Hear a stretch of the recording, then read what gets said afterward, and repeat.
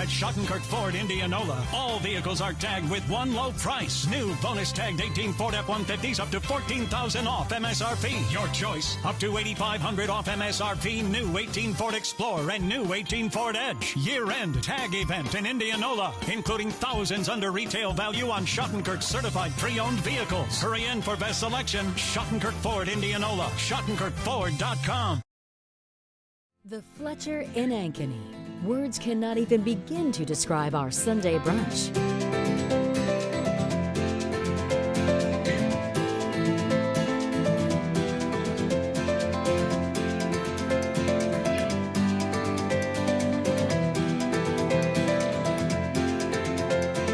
You won't find a better Sunday brunch than what's being prepared for you. Try it this Sunday. The Fletcher, North Ankeny Boulevard in Ankeny. Hey everyone, this is Dan Holm with Ankeny Fanatic. Be sure to check out our website this fall for the best local high school sports coverage around. Whether you're a Hawk or a Jaguar, we'll be covering everything from cross country, man that dude is fast, to volleyball and everything in between. Well hey Kenna, welcome back. You don't want to miss any of the hard-hitting action. Come visit us at AnkenyFanatic.com.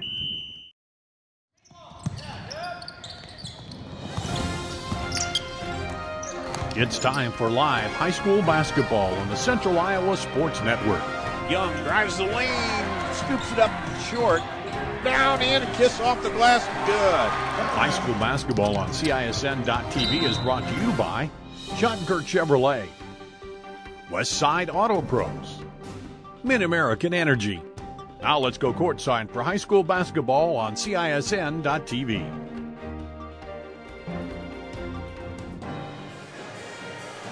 Good evening and welcome to another night of high school basketball. It's the 2019 slate opening up here as we get into the meat of the season and make our way to Wells Fargo Arena for the girls' state basketball championships. Hello, everybody. Alongside Jackie Sapp, I'm Paul Yeager. Glad to have you with us here, Jackie. I first say Happy New Year. Same to you, Paul. Did you have a good Christmas? Yes, I did. Yes, I did. It was calm and nice, and the weather was good on Christmas Day. Isn't it something how that weather has continued? And we know that it is warm outside today and tomorrow, but we know that we're going to have a pretty hot game as well tonight. Johnston at 10-1 and Centennial at 6-4. Throw the records out the window, as the cliche goes. These are teams that know each other well. They played in the state title game 3 years ago, and everybody's kind of watching this one tonight. It'll be a barn burner, that's for sure. And both teams come off of a win going into Christmas break, so that's got to be a boost for this game. And I know that it definitely there'll be some challenges, and it'll be nice to see. I saw Ankeny Centennial play Ames. They did lose that game, which was unfortunate. It was a close game. Ankeny was ahead the whole game and lost by 1. So I'll be anxious to see what they bring to the plate tonight. Well, Centennial comes off a 51-50 game against Urbandale. That was a loss right there before the break. And Ankeny, this is a game Johnston was down 17 points at the break, came back with a last-second shot, Maddie Mock, to win it for the Dragons. You like going into that break with a good taste. Tonight, the Dragons will wear those yellow uniforms. Centennial will have the home white, so you're on the road. It's the band is playing, the fans are starting to stream in. This is good atmosphere for high school basketball. And who's everybody watching tonight? For Johnston, Jackie, you got to go Reagan Nessheim and Maya McDermott. Two of my favorite players. Yes. Well, they both are. They both bring something different to the game. Maya can distribute the ball. She's awesome from the outside. She sees the floor so well, and she is calm under pressure. She just is a competitor. And then Nessheim down low in the middle. She brings just a different dimension to the game and has gotten better from, look at her sophomore year to her junior year. And now her senior year, and she'll be off to SDSU along with Maddie Mock, who is another one that's going to SDSU, which is at Brookings. That's at Brookings. And McDermott, she's going to head to the University of Northern Iowa. She's a junior, as is Mock. but it's the senior for Centennial, Rachel Schoen, who also will play at the next level. Rachel Schoen has been a force inside. She's averaging 12 points a game, the team leader, but it's really it's the rebounding for her that is just outstanding. So Schoen is one of those players, and then defensively it's Kenneth Sauer, who is your all-everything. She's an outstanding volleyball player. We've talked about her. But Schoen is how once she gets that ball on the inside, she can hit the shot from either out front at a 3 or down low inside on the block.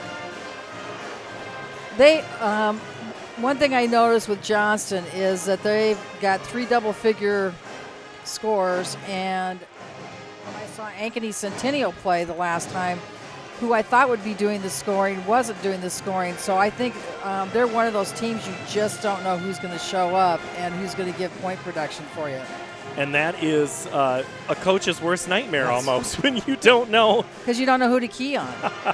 All right, if you are Centennial tonight and you're trying to key on, what type of a player, Maya McDermott, she is someone that she's an impact player. She's a great passer in transition, and transition is the key word for Johnston. So if you're Centennial, Jackie, how do you keep Johnston out of transition? Well, first of all, you don't let her touch the ball. That's the first thing. I mean, seriously, if you don't let her touch the ball, then she can't, run the floor. You got to control the boards. That's another thing too in transition. Lots of times coaches will emphasize rebounding so you get the ball out and they can run with it. Also, you just have to make sure you get back, and you're ready to play defense, which Ankeny plays extremely well defense. I mean, the defense is there. It always has been. Always has been a trademark. Wherever Scott DeYoung has been, defense has been a key. When he was on the south side as a one Ankeny, and now that he's come north to Centennial, it's just been outstanding. These two teams defensively only allow under 50 points, and that to me is the key here. I think first one to 50 wins tonight. Is that a fair statement? I think that's probably true. I think Ankeny's definitely, they've got to, if they can reduce Maya's point production and not let her get the points that she's getting, which is 21 points a game. Make Macy Thompson shoot. She's not a shooter. She's hardly shot the ball at all. And make them do things they don't want to do to take them out of their offense. Johnston has attempted the most shots in Class 5A. They've attempted and made the most field goals.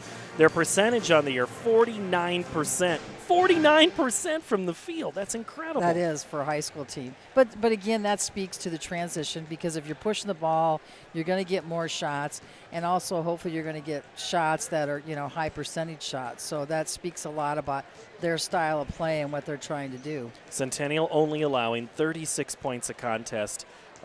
As a team, they average 58 points, which you wonder how'd you get to 58 when you only have one player averaging in double figures.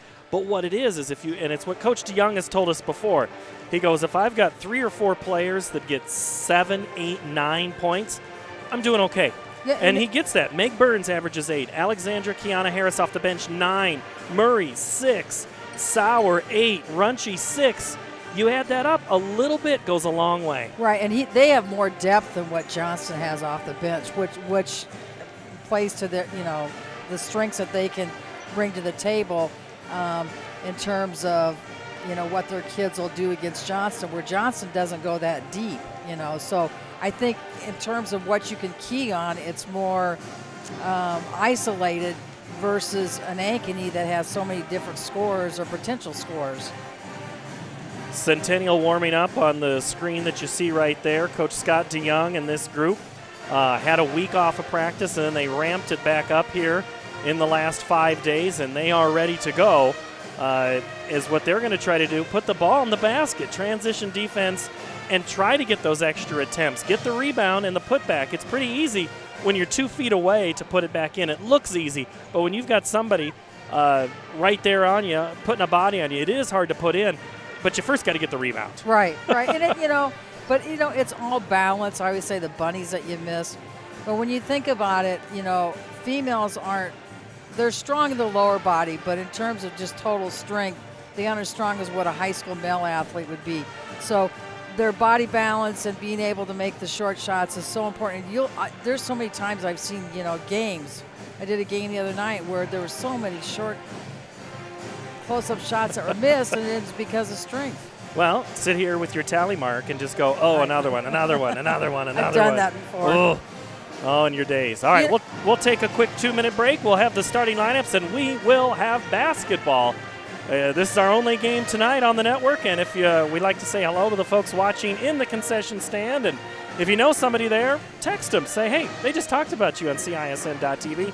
The game between Centennial and Johnston when we come back. This is high school basketball. Here's to everyone who believes in competition and good sportsmanship, who knows it's not about the trophies or the medals, but rather the lessons learned. For those who understand, it's not whether you win or lose, just that you give your best.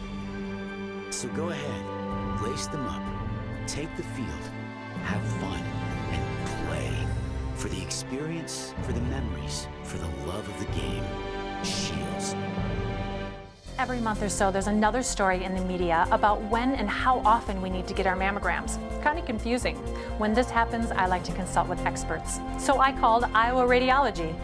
They recommend women get an annual mammogram starting at age 40. They know that it's the best way to detect cancers early and save lives. And that's good enough for me. Visit iowaradiology.com or call to schedule your mammogram. Iowa Radiology, our focus is your good health. Miss your hometown clothing store? The one that had it all? Everything to get the work done, all in one place?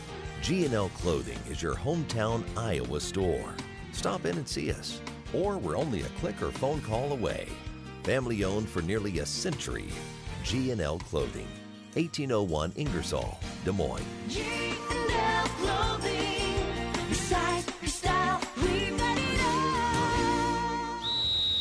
Hi, Ron here, head coach of Westside Auto Pros. When your car's on the injured reserve, you want to get it back in the game as soon as possible. I know that. That's why you need to bring it here to Westside Auto Pros. I have a team of experts that can fix almost every automotive injury. Whether it's a fractured joint, a brake, or if your car just got its bell rung, no problem. We can even do a complete physical on your car to make sure it's game ready for the entire season. So bring your car to Westside Auto Pros and we'll get it back in the starting lineup in no time.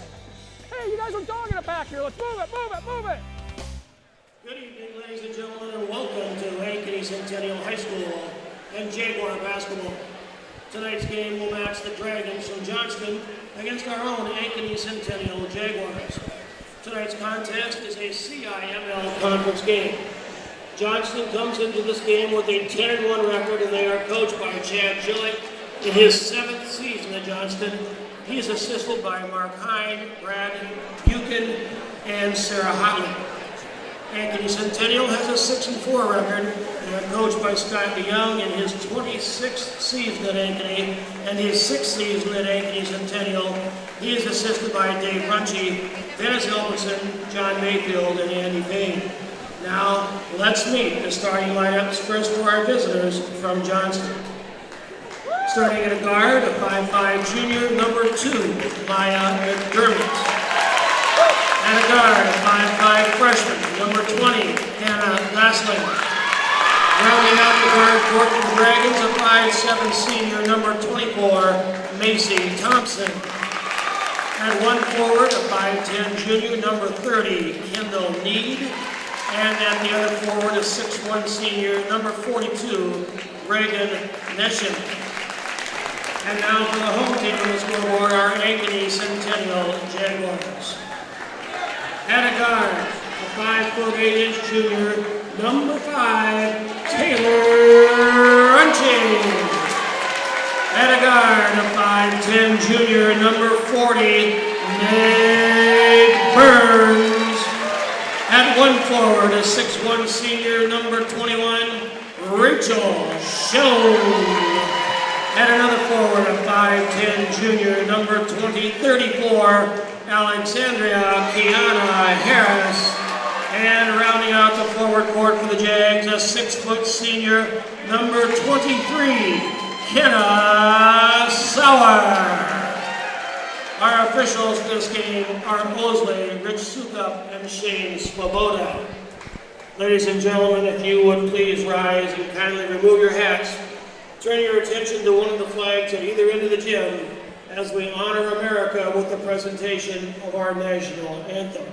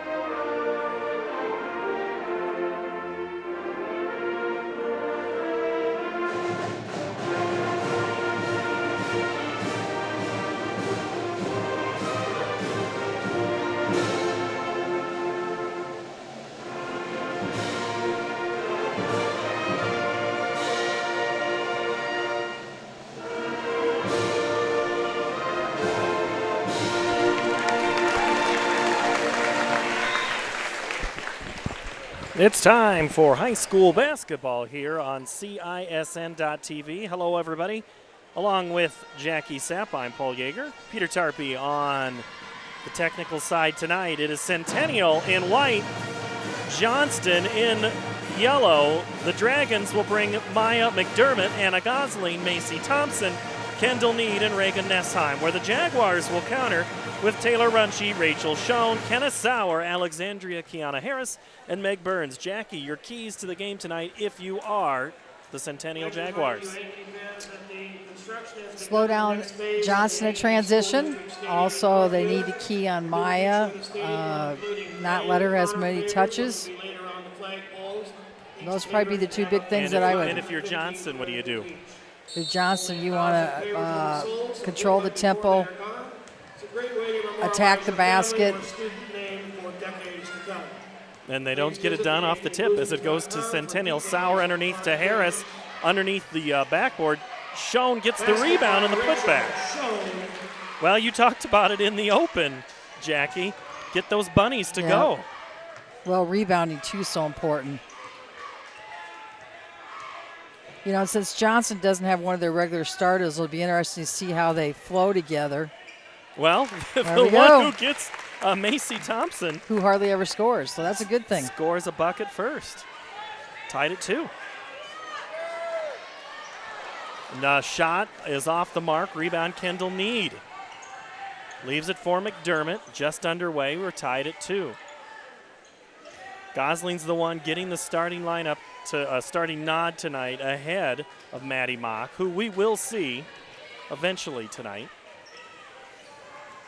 It's kind of interesting. They've got Schoen off of Macy Thompson just for the fact that she's not a scorer, so she'll make a difference inside when Johnston tries to go to the middle. And McDermott pulls up for 3. No good. Rebound. Tipped around. Meg Burns gets the handle. And they have Sauer guarding Nessheim down low. Inside, they go to Sauer. Now swung into Harris. Inside, Schoen, who draws a quick double team. Three-pointer on the way. Off the mark. Need gets the loose shot of Burns. The freshman Gosling gets the basketball back from Thompson.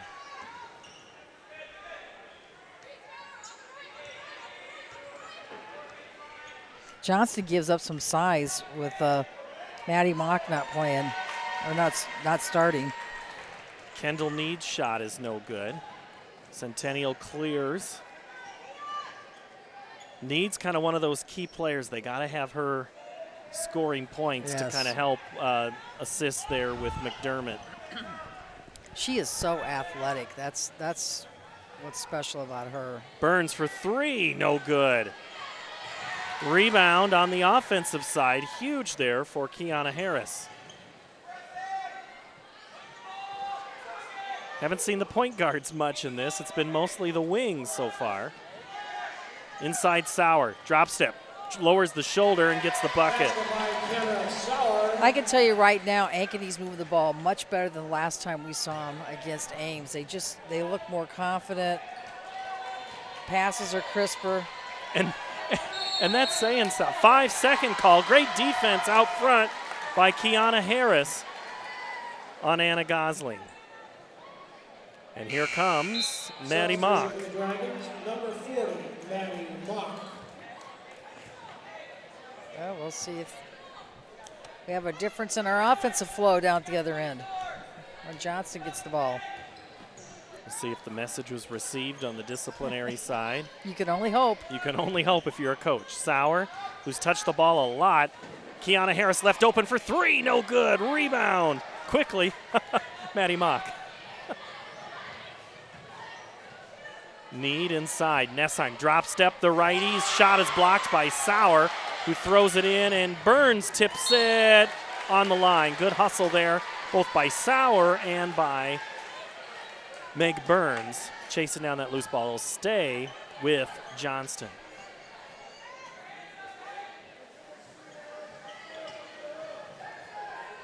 Our game tonight on CISN.TV, also being streamed on KXNO.com. Trent Condon and Andy Pollock will have the boys contest after we're done. I think someone missed a cut right there. Yeah, McDermott's so. body language. Need the rainbow three.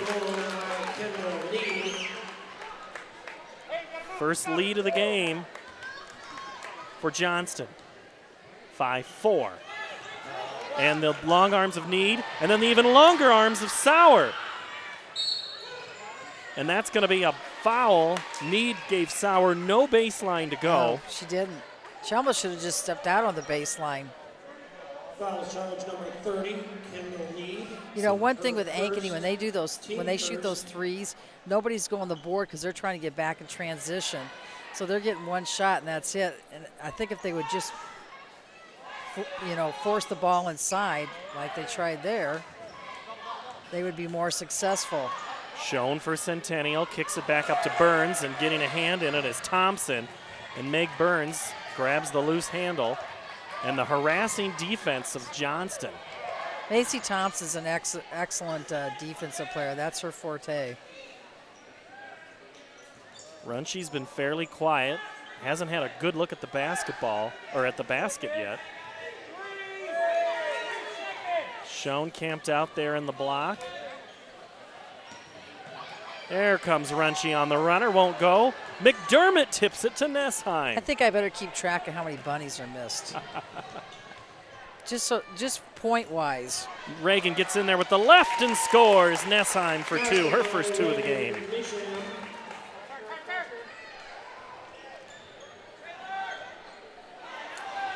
Turnover.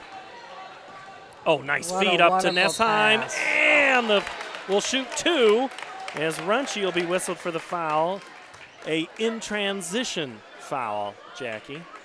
Yes, that was a wonderful pass. I have to laugh. I was talking to Maya the other day, McDermott, and she says, I've grown an inch. I said, where? Because I said to her, I think you've lost weight. She goes, no, I've grown an inch. I said, well, good. I will say, she does appear taller this year. I didn't see her. I think I saw her once in the offseason after basketball last year.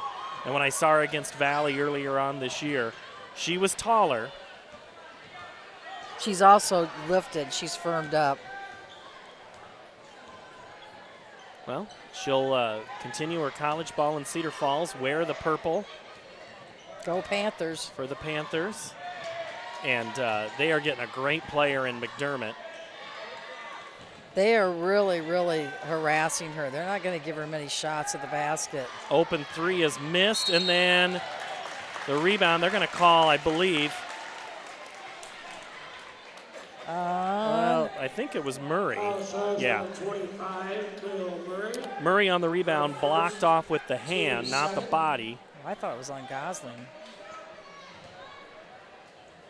Our referees tonight, Art Osley, Rich Sukup, and Shane Svoboda.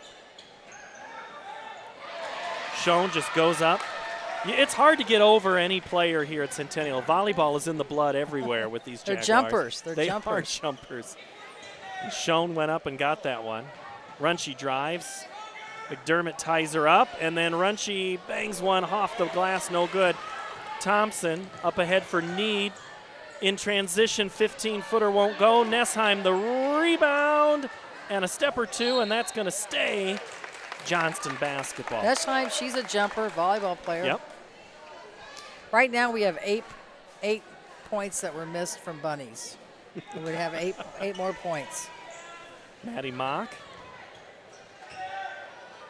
gets the basketball back, takes the step, and misses, gets her own rebound. Not square at the basket. Nessheim, or that's Need crashing, saves it. And the officials let that one play because they easily could have called Maddie Mock for the foul there. 8-4 with 1:33 to play, first quarter. Inside. That's a nice high-low. Oh, great look, and Sauer misses. 10 points. McDermott slices through the defense, which is hard to do for Centennial. And now the pace is more in Johnston's favor. Oh. Missed her. Schoen back to Sauer, says, I'll shoot it. Misses. McDermott, the rebound. How many rebounds does she get a game? It's crazy what she's in the right place, right time. Three-pointer on the way, no good. Schoen had position, but it was a long rebound. They're letting her play. That's a good thing. I like that. And Mock misses. Yes, they are. Hopefully the fans keep their comments in check. Yeah, there's always more than one coach in the crowd. And official. Yes. Don't forget and that. none of those guys are paid. They're doing it for free. Nessheim gets a hand in it. Runchi with 25 seconds to go, first quarter. Low scoring, but it's not for a lack of trying by both of these teams. Sauer, turnaround. That was textbook. Kenneth Sauer. They have such good spacing when they run their offense. Sometimes Johnston gets a little cluttered. Again, Schoen just that time 5 seconds. 3, 2, Sauer throws it. Oh, my Lord! Nothing but net. Hey, we need a rerun on that one. Oh, my goodness. Three ball is good for Kenneth Sauer, and the Jaguars take a 9-8 lead after one quarter. This is high school basketball on CISN.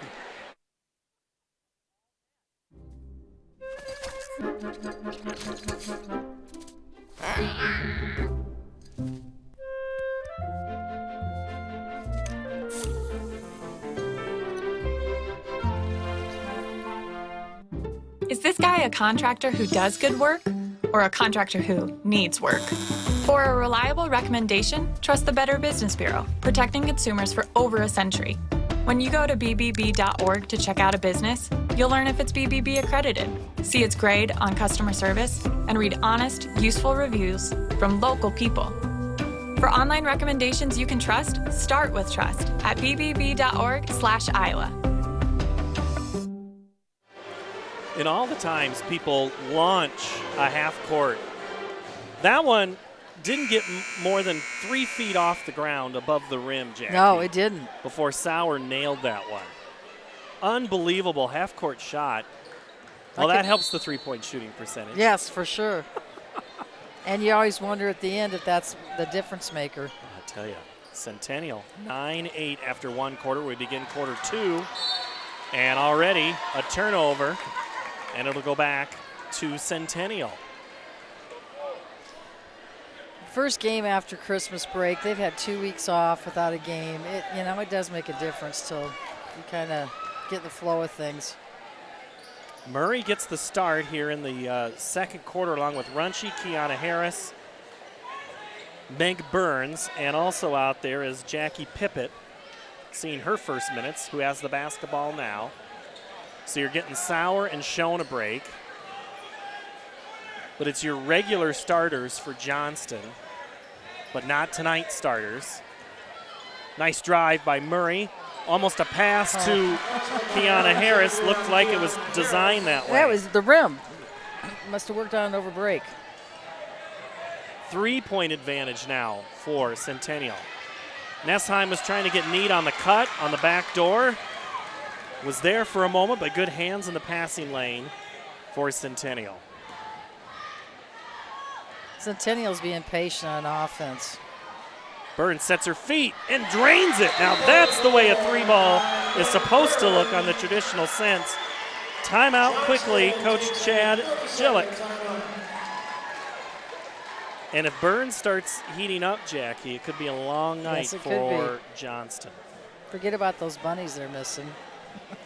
Quickly a 6-point advantage here. Other games tonight of interest around the area and the state. ADM's at Bondurant Farrar, Ankeny at Dowling. East is at Lincoln, Roosevelt at North, Fort Dodge at Waukee, Grinnell at Norwalk, Grundy Center at South Hardin. And I mentioned Grundy Center, Jackie, halfway home for us, for you and I. Yes. But one of the best teams in the state this year. Class 2A runners-up last year. They're off to it again this year with a great team. They're ranked number 1, aren't they? They are number 1 in Class 2A. And these two teams, Johnston is second rated, and Centennial is 12th in the rankings that came out before the break. Nice cut, hits the rim, and Nessheim gets the loose handle. McDermott is out there. That's Gosling. Need almost throws it away, but that's what you've got your insurance and policy named McDermott. And there'll be a foul away from the ball. And if that's on Runchie, that's her second. If you notice, Centennial is much more patient. They're not rushing, and Johnston's rushing. A part of that's because of Ankeny Centennial's defense. But they need to just slow down and gather themselves. How many times? Is that the third time, Jackie, that we've seen Centennial? Nice floater in the lane by Gosling. The third time we've seen Centennial get their hands on a pass that's high. And part of that is because they're coming out and then they're backing off, and Johnston's not making ball fakes, so they're throwing right into the defense. You know, they're protecting that middle, so they're not letting the ball go inside. 8-0 run ended there with Gosling's 2. 14-10, 6:01 to play, second quarter. I wouldn't say Centennial has been slowing the tempo, Jackie. Been a lot of shots. They're just more deliberate. Maybe I should say that, like on their offense. You see, they're running their set, or they're going through their offense where Johnston doesn't look like they're organized or quite sure what they're doing. Schoen drives, gets an extra step, misses the shot. McDermott in transition, 2-on-3. Maya creates the 3 and makes it. She could single-handedly bring you right back into the game. She brings the Dragons back within 1 with her first points of the game. Schoen, drop step now to the right and fouled.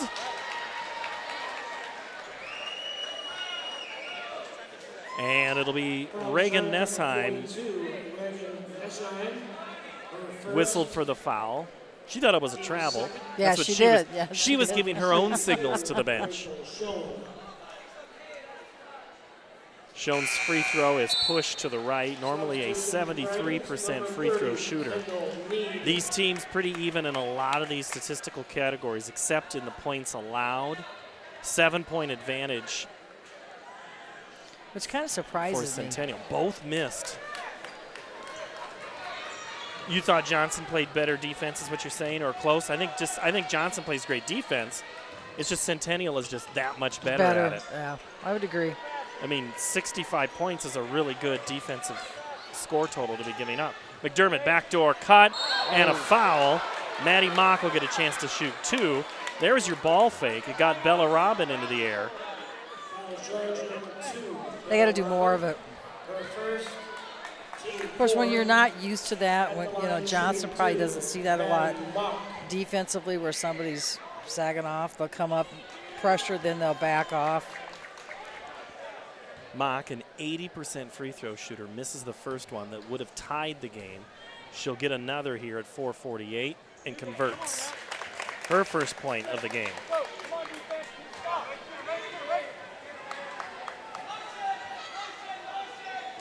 Second tie of the game.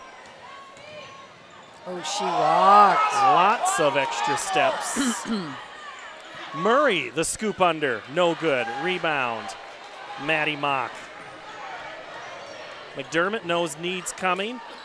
Oh, there's a ball fake left. The floater goes for McDermott. She is just uncanny with it.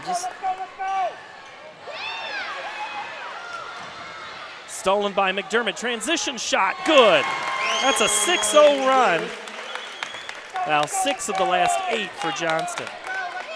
And now all of a sudden they have a lead of 4. And you get McDermott going. She now has 7 by my count. Sauer, 15-footer. No good. Rebound McDermott. That's where you got to slow the ball down. Need in transition, misses. Rebound crash by Thompson. Sauer gets her hand in it. Slows it down. Timeout. Centennial will step away. This is high school basketball on CISN. You want to get stronger, faster, healthier. You want more. You want to be part of something bigger than yourself. A place for people of all ages, all walks of life, that provides opportunities for all to succeed. We do that. We're the why. Build more than muscle. Build a stronger community.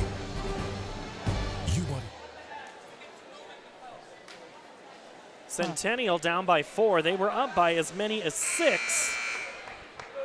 That's how quickly the game changes, I was just going to say that. I was just going to say that. Great minds think alike. I then, know. I guess. I know. I think you've coached for a lot of years, haven't you? I started thinking about my wife is coaching the youth, one of the youth teams. And I'm like, good for her. I was looking at her practice notes the other night, and I'm like, I couldn't do it. I can do this sometimes. Did your wife play? She did. She played 6-player, and then her senior year was that first year of 5-on-5. Where'd she play at? At Britt West Hancock. So she's a transition person from 6 to 5. 93 to 94 was when that change was made, if that gives you any indication. Harris got a hand on it. Sauer right there. Part of Kenneth Sauer's ability, and we've talked about it, Jackie, is she just knows where to be at any given moment. Has a nose for the ball. Knows what to do, drop step, turn around. Sauer hits it. That's a pretty shot. She really is a nice player. She's got 9 now. Ends the drought. Back to a 2-point lead for Johnston. McDermott has the screen. Will take it and make it. 21-16. McDermott now with 10, all in this quarter. Robin, now Sauer. If you're Kenna, keep shooting it.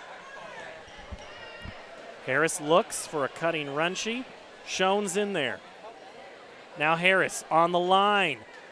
Long iron. Good offensive rebound, Sauer.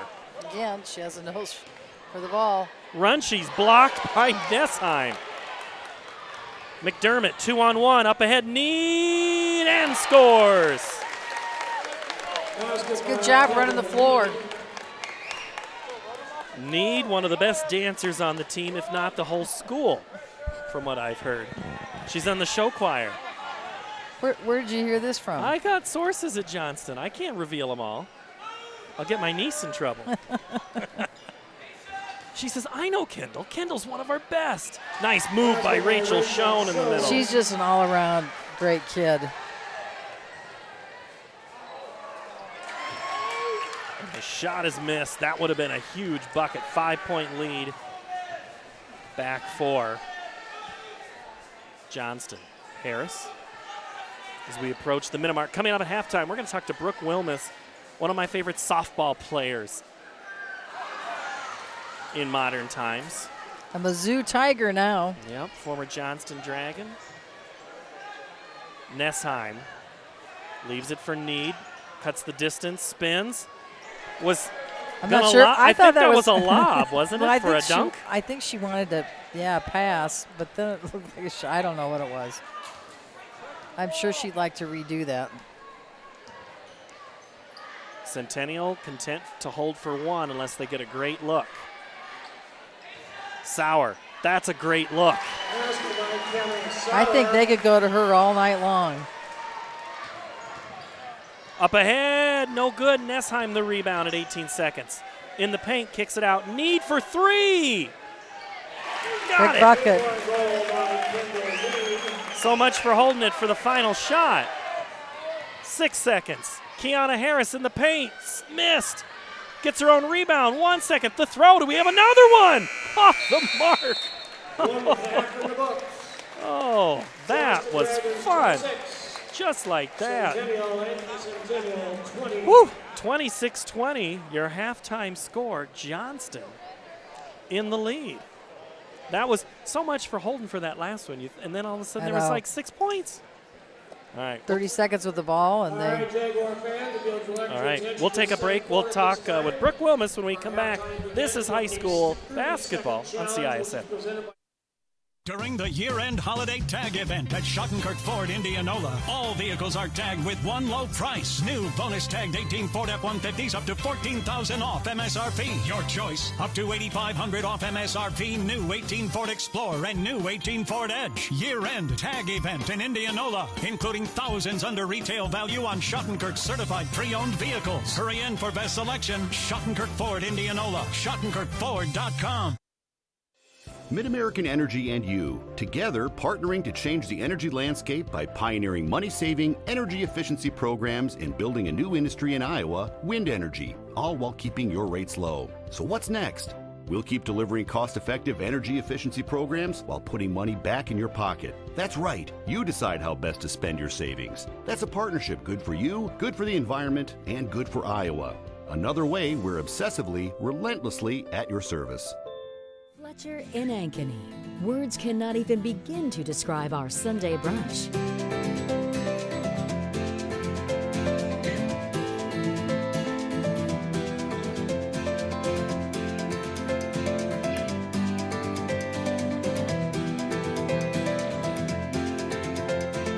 You won't find a better Sunday brunch than what's being prepared for you. Try it this Sunday. The Fletcher, North Ankeny Boulevard in Ankeny. Miss your hometown clothing store? The one that had it all? Everything to get the work done, all in one place? G&L Clothing is your hometown Iowa store. Stop in and see us. Or we're only a click or phone call away. Family owned for nearly a century. G&L Clothing, 1801 Ingersoll, Des Moines. G&L Clothing, your size, your style, we've got it all. Welcome back at a halftime here. It is Centennial trailing Johnston 26-20 on CISN. Paul Yeager here along with Brooke Wilmus, former Johnston Dragon, current Mizzou Tiger. And here you go. You thought you were going to be out. Now you got to inform the sports information people you're doing interviews. Yeah, I guess so. So former Johnston Dragon, you played with a lot of these girls as in basketball. It wasn't that long ago. Pretty darn good team, and I think you know Centennial pretty well in that state title game. Yeah. What was it like to play basketball when softball was your main sport? Honestly, it was just one of those sports that I wanted to have more teammates, and I wanted to get to know more people and also stay in shape because I got to, get there for softball. But it was awesome because I still had a fallback from softball, and it wasn't just all about just being that one sport athlete. So it was a lot of fun being able to compete with these girls. Now, I teased Jackie and said Brooke's one of my favorite softball players, and it's because it's one of my favorite softball calls that I had. Championship game freshman year. Yep. I turned to Laura Leonard in the broadcast, and maybe you can go back and watch it. I'm sure you've watched your Grand Slam a little bit a couple times. I turned to Laura Leonard and I said, boy, this would be, do you walk? Do you walk, Wilmus? Bases loaded, freshman, but the best hitter on the team. or do you? And then just like that, you sent the rocket from the left side over the scoreboard, grand slam. Yep. You go on to win the state title. So I've always said Brooke Wilmus, one of my favorite players, because I look super smart because they pitched to you. Yep. Did you think they were going to pitch to you in that moment? I think I did, just because it was such a close game at the time. It was only 1-0, so they wanted to get out of the inning and hopefully have like no runs scored. So I did for sure think they were going to pitch to me, but I didn't think that it would go for that many runs, honestly. And then, so you had 2 state titles at Johnston? I did, yeah. yes. So then your senior year, is that right, or was it your junior year? Junior. Yeah. So junior year. You always knew that, baseball, softball is in the family blood. We were just talking before, your cousin Jake Yasinich, your mother is a Yasinich. People know that name who follow Dowling or Grandview or wherever. It seems to be that you're everywhere. What's it like to be part of that family? I can't imagine what your conversations are like. Honestly, it is such an honor to be part of that family, just because we have such a close relationship and everybody's always there to support each other. And softball and baseball is just one of those things that we can always talk about every Sunday dinner, and there's such a new thing that always comes up. So just to be able to talk to them and get different perspectives and just all that stuff is what helps me become a better player. So are there wiffle ball games? Oh, for sure, yeah. Okay, home run derbies. Home run derbies? Yep. You don't play actual games? We do. We play both. Okay. In our grandparents' backyard, we always we did the adults, so the guys against all of the kids. Oh. Yeah, and okay. then we would honestly play, and of course they would cheat so they could win. But but besides that, when not all of them wanted to play, we played home run derby. Yeah. All right, so you're going to play some home run derby this year in the SEC? I hope so. I'm just trying to get base hits, though. So at Mizzou, you played second base last year. Shortstop's your position. It's just one of those, hey, I want to be on the field and play. Where do you think where are they telling you? This year they're telling me short. I've been working there all fall, so I think that's what is going to be what I'm going to be playing this year, yep. So here you're going to have an opponent in the SEC that you knew from the CIML now that Kendall Lindemann's going to go to Florida. Yep. So how well do you know Kendall? And, did you play together at any moment? No, we never played together, but I completely respect her as a player and as a person just because of how amazing she is at this game. And I respect her decision going to Florida, and I'm just excited to see what she does this year. The SEC's been tough. Florida's been in the College World Series. So has Oklahoma. They've won a title. Mizzou, what's it going to take for the Tigers to make it there? Just rallying together, being behind each other every single pitch of every single game, and just being supportive. And if we can all do that and everyone jumps on board with the game plan, then we'll have a very successful year this year. Coach Miracle, how does he compare to your coaches now? Did he get you ready for that college level? He has an approach of more of a college coach than a high school coach. He for sure does. He's probably one of the biggest reasons why I'm so successful right now, just because he was never easy on me. Nothing was ever came easy, and it was awesome because he always pushed me. And it's not easy being a D1 college softball player, but his coaching philosophy for sure helped me, and that is one of the main reasons why I got to where I am right now. What has you're studying? What are you studying there? You have to go to classes, right? Yes, I do. You have to get a degree and make it. Yeah, so I'm majoring in sports management, and then I'm doing a double minor in business and entrepreneurship. All right, so you're always thinking and looking, hey, you're hustling, I want to make a little money there. Yep. And stuff like that. Is that what you want to do, or an athletic director, or what's in your future? For my future, right now, the short-term goal is just focusing on softball and getting to where I can with that. But after that, I think I want to come back here to Des Moines and then open up my own training facility and just work with people and maybe do some lessons here and there. Well, if you're ever back, we'd love to have you as a color analyst or something. If we ever do more softball on CISN, that'd be fun. Oh, that'd be perfect. You ever thought of doing that? I have not, but I would be totally down for that. So let's audition her, Jackie. Let's see. All right, let's talk basketball right now. We'll Okay. talk about your team. McDermott, hot in the second quarter, 10 points alone. What has she done to get open and get those points going? I think just the ball screen is what's really helping her from the big girls, because then once they roll off of it, they don't know who to take. So if they don't guard her, then she's going to shoot the three. But if they do, they're going to dump it down low to Mock and Nessheim, and that's what's been so successful for them. All right, what does Centennial have to do? Schoen has been pretty quiet here 4 points, but it's been Sauer with her 11 that has kind of made the difference. What do you do if you're Coach DeYoung right now? Well, you got to keep getting it down low. That's what's been working for you, and that's your bread and butter. But then also you got to lock down on those other players for Johnston who are getting hot. Like if you let McDermott get hot, then the game's over. All right, and McDermott, you got it right on there, 10 points, 6 of them coming via 3. And as you look ahead down the season, what's Johnston going to have to do? The bench isn't that deep, so how do you develop a little bit of that and expand it, or do they not need it if McDermott's just doing so I think at this point they don't really need it. They're doing so well already in their conference, so if they just keep doing what they're doing and keep relying and trusting on each other, they're going to make it all the way. All right, we'll see you in Fort Dodge in August. I Good. think we've got an analyst right here, Peter. It'll be fantastic. Brooke Wilmus, former Johnston Dragon, current Mizzou Tiger. Appreciate it as always for stopping by. Thank you so guys. much. All right, we'll take a quick 2-minute break. The second half when we return. Here's to everyone who believes in competition and good sportsmanship, who knows it's not about the trophies or the medals, but rather the lessons learned. For those who understand, it's not whether you win or lose, just that you give your best. So go ahead, lace them up, take the field, have fun, and play. For the experience, for the memories, for the love of the game. Shields.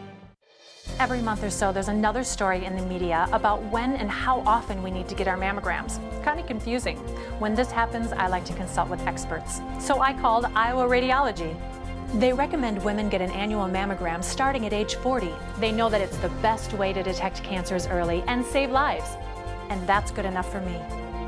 Visit iowaradiology.com or call to schedule your mammogram. Iowa Radiology, our focus is your good health.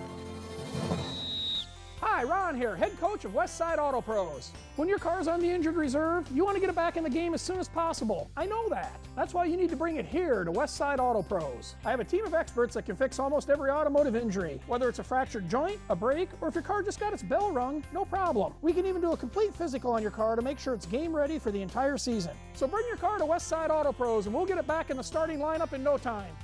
Hey, you guys are dogging it back here. Let's move it, move it, move it. Johnston by 6 as we begin quarter number 3. Paul Yeager, Jackie Sapp, and our newest analyst in the bunch, Brooke Wilmus. She did awesome. I've always liked Brooke. I know you've known her a long time, too. She's got a great personality. You know, good baseball, softball family. Her mother was a coach. Her sisters have been coaches and players. Her grandfather is the Grandview baseball coach. Her uncle's softball coach at Grandview. So there's a little bit there. And she played basketball. So I've already asked her what are the keys. So if you're Centennial right now, Jackie, what do you got to do to get back in this? You got to slow the ball down. You can't let Maya have her hands on it. That's one thing. You know, and instead of going for the 3, if they just go with the ball inside and chip away at it, they'll find themselves right back in it. Biggest lead of the game, 6. It was reached twice by Johnston. Centennial had a 6-point lead early on in the second quarter, looking to get it back inside. Schoen puts the ball on the floor, turns around, misses. Boy, she has not had a good look at the basket tonight. Up ahead, Need. In transition, the 15-footer won't go. Trailing is Mock, who does get the second half start. So it'll be McDermott, who has the basketball. Need, Nessheim, Thompson, and Mock for the Dragons. For Centennial, oh, nice cut. On the entry pass, there's a foul on Sauer, so it's Kenneth Sauer, Alexandria Kiana Harris, Taylor Runchie is there, Meg Burns, and so is Rachel Schoen. I think you're going to see both offenses be a little more fluid this half. They were kind of stagnant in the first half. They just weren't gelling. Kiana Harris has her pocket picked, but Thompson couldn't complete the act. It goes off her hands, and now no more transition. Centennial set it up out of bounds. Here's another thing, too. I think if they would isolate Sauer more and get the ball to her, she's a scorer. Well, she does have 11. Alexandria Kiana Harris shot no good. Alex Nessheim gets the rebound off of Alex's shot. McDermott in transition. Need. Cross court. Maddie Mock for 3. Up and over and out. turnover. It'll go back to Centennial. You know, I've watched a lot of girls basketball. It seems like they're shooting the three a lot more. And I'm not so sold on that because I think lots of times you lose games because you just rely on that too much instead of, you know, attacking the basket. Well, how many times have you seen a team go into Wells Fargo Arena during the state tournament? Either A, a team that shoots the three, or B, a team that runs a lot of pressure, full court, and just die. Oh, Nessheim sends that shot by Burns, and then Sauer steals it back, puts it back in for two. Sauer with 13. Way above her average now. Lead cut to 4. How many times have you seen a team when the court, somebody who plays 1A, 2A basketball, fade away for McDermott, no good, and then all of a sudden they get to that full court and it just, they can't block every corner. Right. You don't see it as much in the larger schools on that full court pressure. I wish you did, but it's really hard to maintain right now. Well, you know, I think too, when you get down to the well, it's a bigger court than what you're seeing here. And another thing too is, like for instance, was that three really a three that, you know, if you were in the state tournament you'd want to take? I think sometimes we don't coach kids to think about score, situation, you know, controlling the ball, and we get too much in a hurry. Because all that will play as, you know, and Johnston's a good team. I mean, a team that definitely could be down at Wells Fargo. So, I mean, some of the habits, the things you do now, it can hurt you down the road. So coaching, you know, and getting your kids to, you know, play calm. And Schoen will go out. Kiana Harris will have another free throw here to cut into the lead. Neither one fall. Johnston the rebound. Thompson. The freshman, Gosling. That's really all the bench we've seen is one player. Cutting the distance is Gosling and drains it. She's a freshman.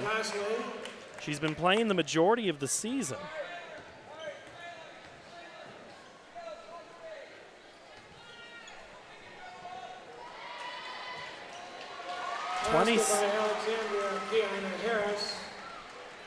Harris hits the bucket.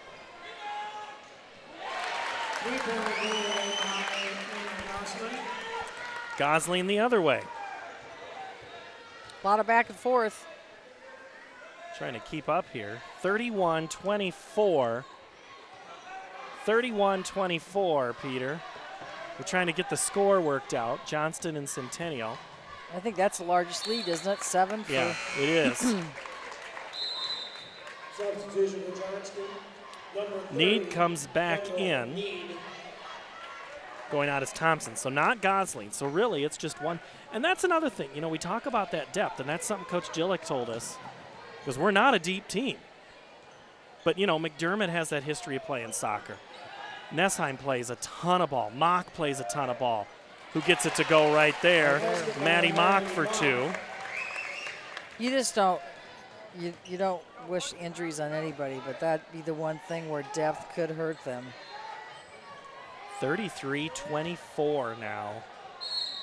Johnson starting to pull away.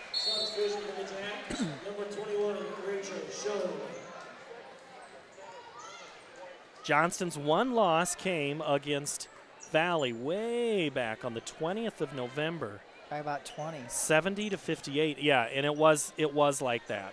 That was the night Valley really, as Nessheim's going to be whistled for the foul on Schoen, and that's probably something Centennial will try to do. Well, this is how crazy this league is they lose by almost 20.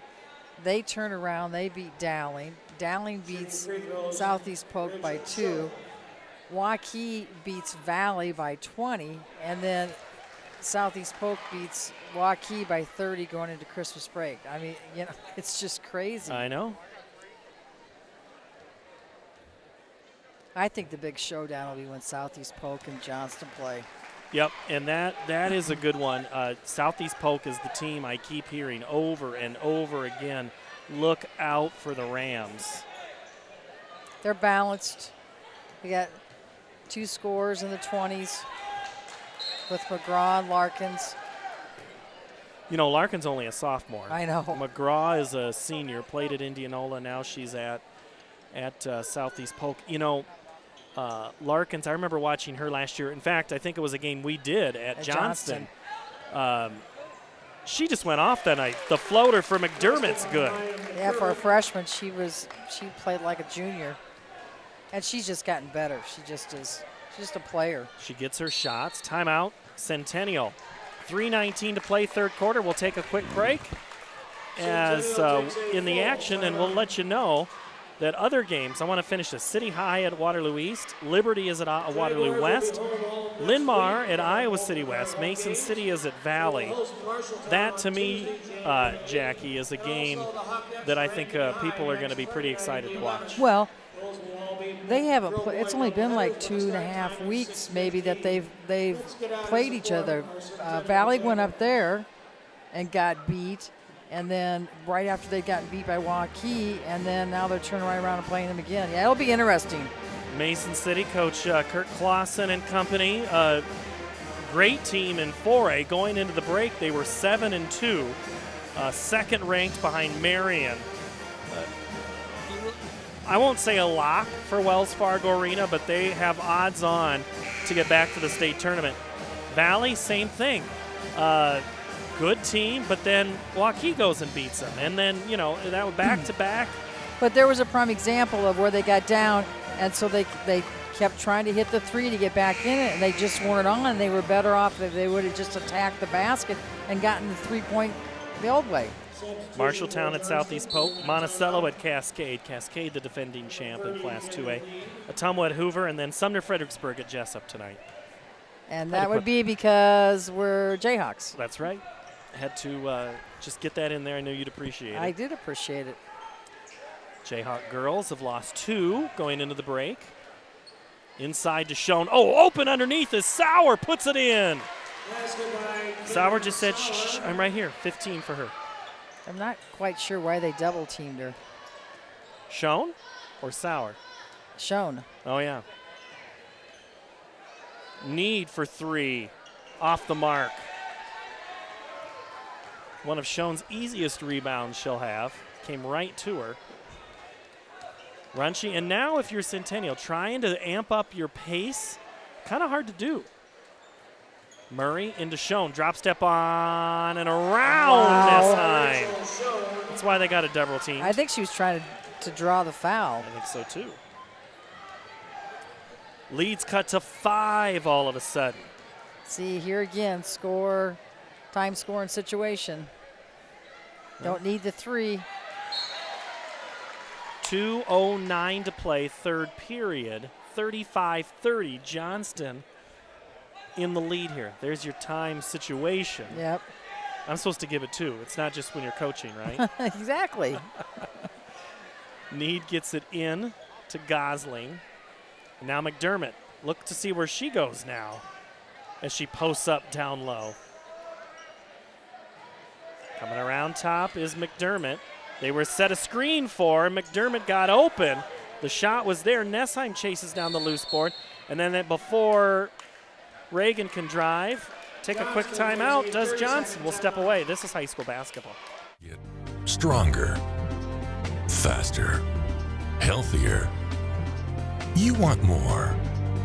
You want to be part of something bigger than yourself. A place for people of all ages, all walks of life, that provides opportunities for all to succeed. We do that. We're the why. Build more than muscle. Build a stronger community. You want to get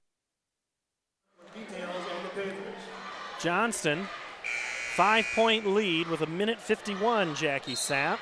I think it's interesting they've got the freshman in running the point, which I think is good because you never know if Maya would get in foul trouble or somebody else. So and it's a close game. So, I mean, I think all the scenario, all the time scoring situation is a good learning experience for her.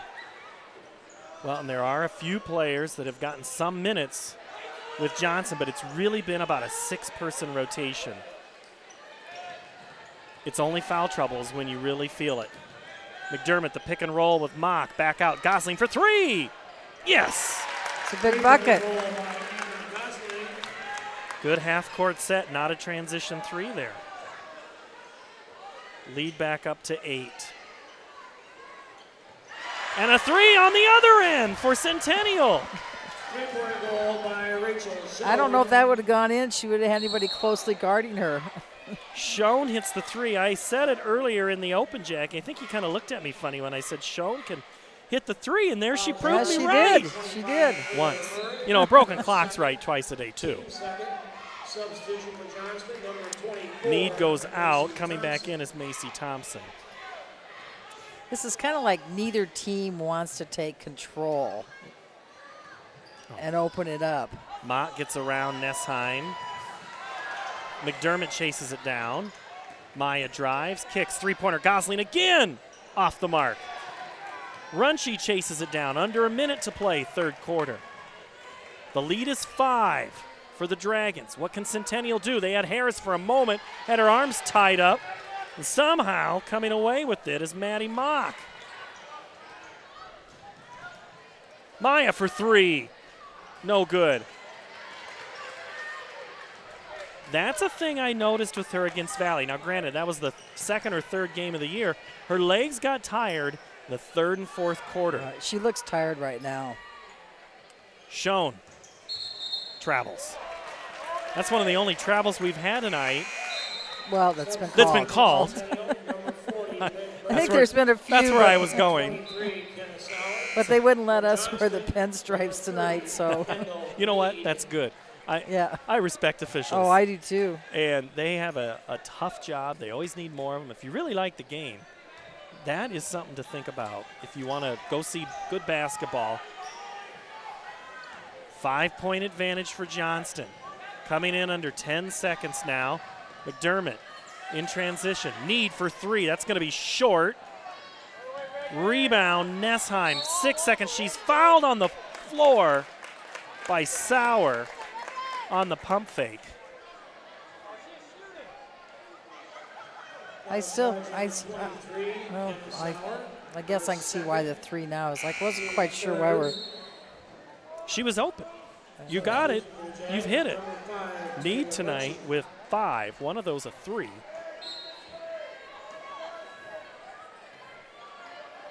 Back inside Nessheim. 3 seconds. Tried to get it to kick. 1 second. No call to end it. So Johnston gets no look at the basket worth anything to write home about, but have a 5-point lead. The fourth quarter when we return. Miss your hometown clothing store? The one that had it all? Everything to get the work done, all in one place? G&L Clothing is your hometown Iowa store. Stop in and see us, or we're only a click or phone call away. Family owned for nearly a century. G&L Clothing, 1801 Ingersoll, Des Moines. G&L Clothing, your size, your style, we've got it all.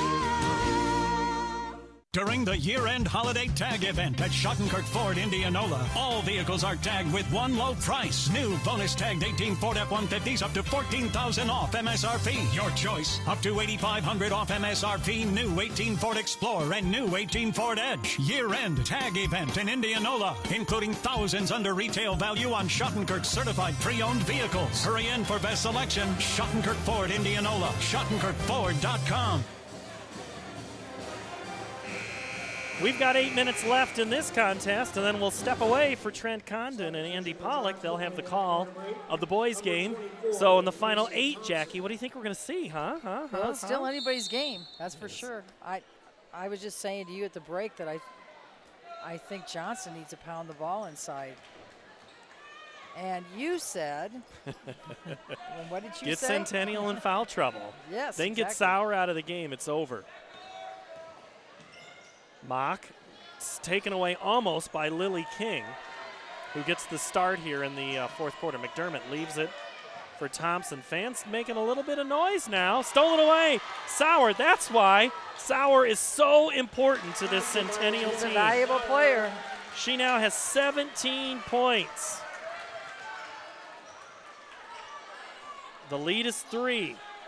Coach DeYoung told me before the game tonight, he says, hey, it is so good that we have Sauer. Stolen away and then tied up before the steal. Taylor Runshie getting in there. He said, you know, having Kenna come out is huge for us. She's not a basketball player. She's a volleyball player who likes to play basketball. Kind of like Brooke Wilmus, right. Softball player who liked to play Taryn Knuth basketball. too. Taryn Knuth, pretty good player for Johnston. All freshman SEC volleyball? Yeah. Honorable All-American. I didn't even ask Brooke that if she'll share rides with Kenna, both going to Missouri. Sauer going to Missouri to play volleyball. Nessheim gets another foul. That's her 3rd, so there's something to watch. She's been known to get into foul trouble. The runner won't go for Runshie. McDermott up ahead with 7 minutes to play. Need looks to Nessheim. The follow and 1, and Sauer will be whistled. That's knowing your teammates and running the floor right there. That's transition that Coach Young's worried about. So you could see that all eyes were pointed on Need, who was open. But Need was pointing back the other way to a cutting. She could see Reagan cutting on that basket, who makes the bucket. And now converts on the 3-point play. I almost said missed, but I held myself. Lead back to 6. Sauer. Burns. Schoen can hit it from out there. She sets the screen. Look for her. Backside, moving it around. Nessheim guarding Sauer. King. Lots of picks and 2-on-2 passes. there. Yeah. There's almost a 3-on-3, 6-on-6 matchup there. Exactly. Yeah, absolutely. Actually, Paul, basketball is 3-on-3. You know, you take your 3 best players, you get them on the side. So that's why the 6-on-6 game was so good, because you just really utilizing 3 players. Need's shot is blocked by Burns. Nessheim has it. Then timeout is called by Coach Chad Gillick. We'll take a break. 5:58 to play in this good one at Centennial High School.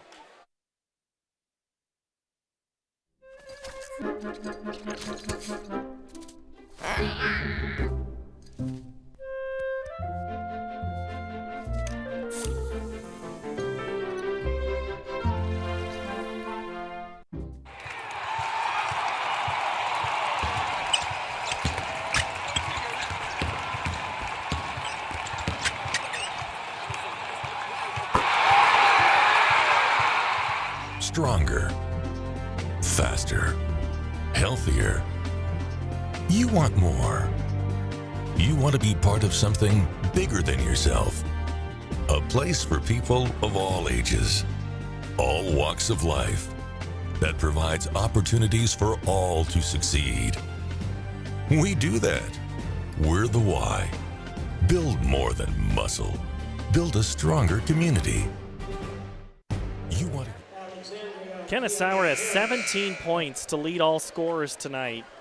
Kind of silent. I mean, it's been here and there. And it has. It was 7 in the first quarter, 4 in the second, 4 in the third. It's that whole a little bit goes a long way. Need the drive, missed. Schoen tips it to Need, who puts it back up. Harris chases McDermott, and McDermott stepped on the line. Do you notice how many times Ankeny Centennial is there after the ball? It's such a fun team to watch for basketball purposes. The way they play, the way they hustle, the way they pass. Blue collar. Oh. Which, I mean, there's nothing wrong with that. Harris kicks it wide open. Burns for 3. This will be big if it goes. Yes! Burns, her second 3 of the game, and that makes it interesting now. It does make it very interesting. Back to a 3-point game. Far from over. Need. Gosling, the freshman who got the start tonight. Kendall, drop step, turnaround left. What a move! And the touch goes. Need now with 7.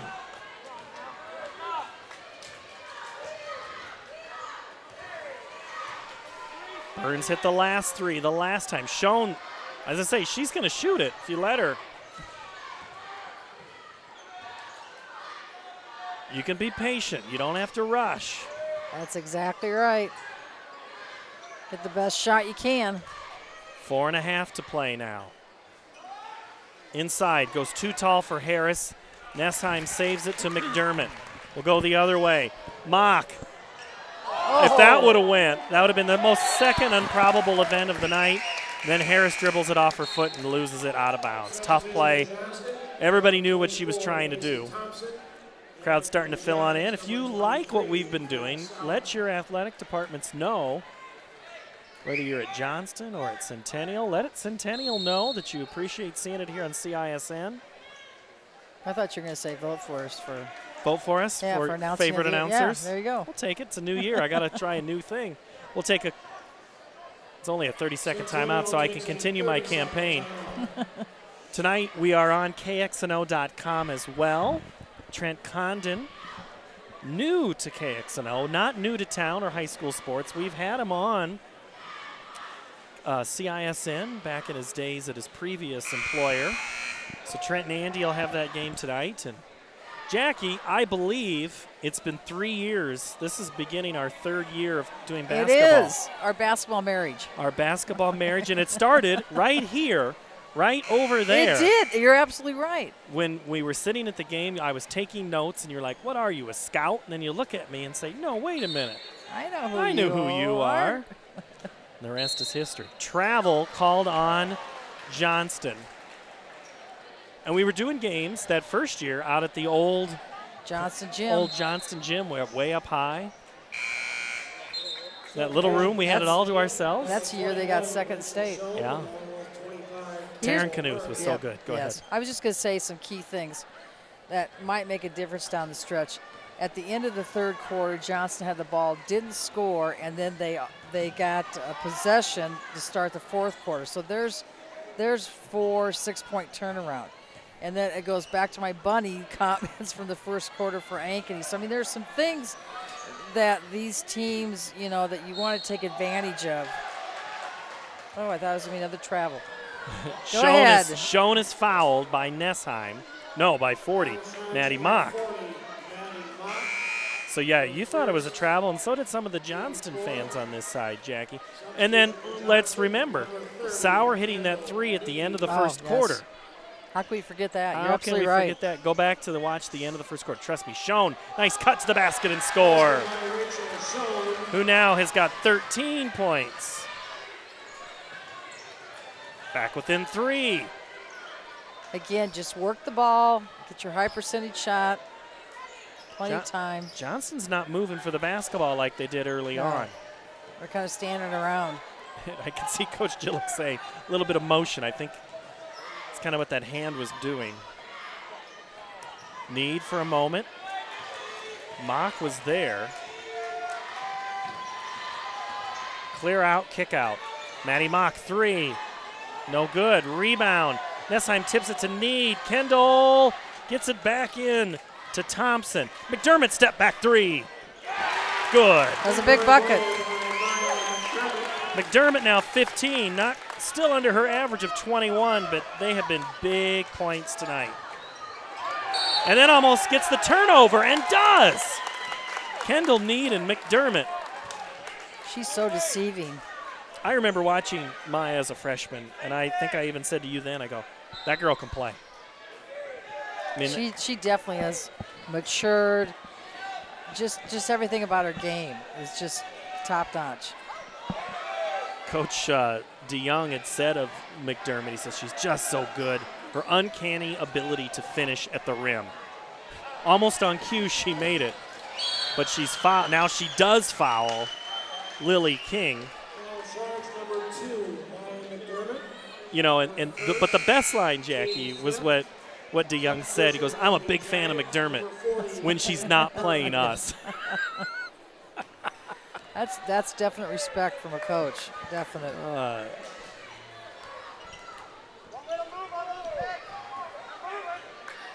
6-point advantage for Johnston. Still plenty of time left. 2 1/4 to play.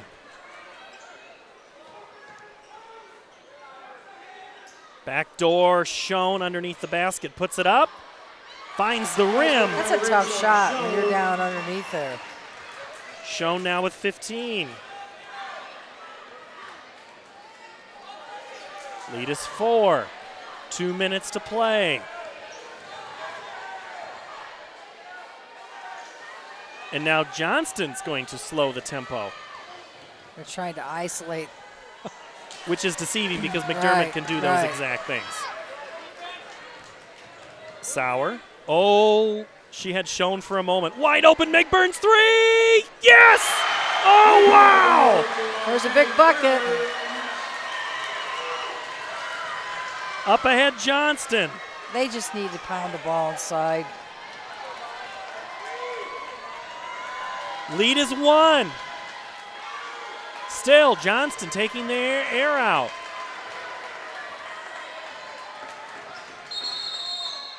Timeout, Johnston. I don't think everybody's on the same page right now. I don't think they are either. We'll step away and hope you join us here on CISN and KXNO.com. Mid-American Energy and you, together partnering to change the energy landscape by pioneering money-saving, energy efficiency programs and building a new industry in Iowa, wind energy, all while keeping your rates low. So what's next? We'll keep delivering cost-effective energy efficiency programs while putting money back in your pocket. That's right, you decide how best to spend your savings. That's a partnership good for you, good for the environment, and good for Iowa. Another way we're obsessively, relentlessly at your service. Every month or so, there's another story in the media about when and how often we need to get our mammograms. Kind of confusing. When this happens, I like to consult with experts. So I called Iowa Radiology. They recommend women get an annual mammogram starting at age 40. They know that it's the best way to detect cancers early and save lives. And that's good enough for me. Visit iowaradiology.com or call to schedule your mammogram. Iowa Radiology, our focus is your good health. 1 minute, 14 seconds. Now, Peter reminds me, Jackie, that I said first one to 50. You think that's going to hold? Yeah, you did say that. I don't know. What? It's just something. No idea who's going to win this game. But momentum looks to be right now on Centennial's side. Johnston goes back to this pull-out. Okay. Now I don't think he's out. I think he's going to be out of timeouts. Again, I don't think someone's on the same page there.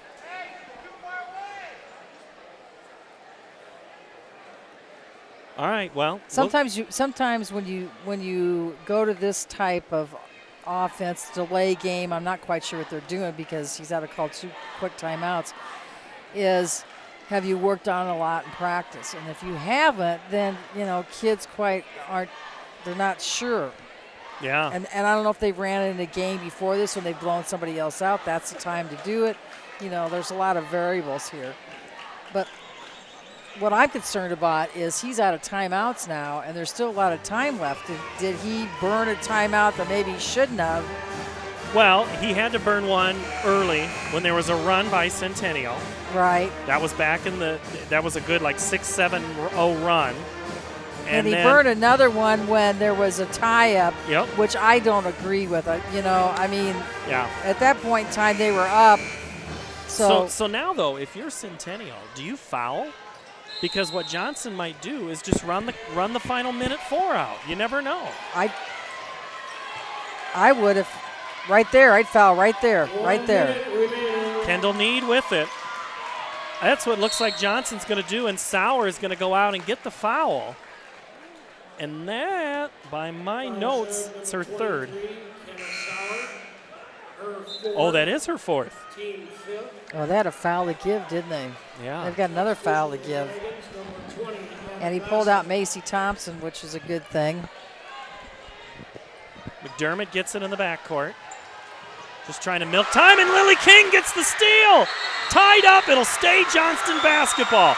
But oh my, Lily King, the senior, comes in, diving for it. That was a all-out effort. They've done that quite a few times, I know. They're right on that ball. Need with it. And if that's on Sauer, that's 5. We hope not. It is. Yep, it is Sauer number 5. So Kenna goes out, your leading scorer. She had a heck of a night. She's good. She's a good little ball player. Finishes with 17.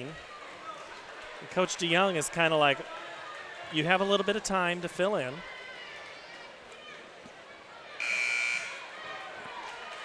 So Sauer gets 2 fouls in about 10 seconds.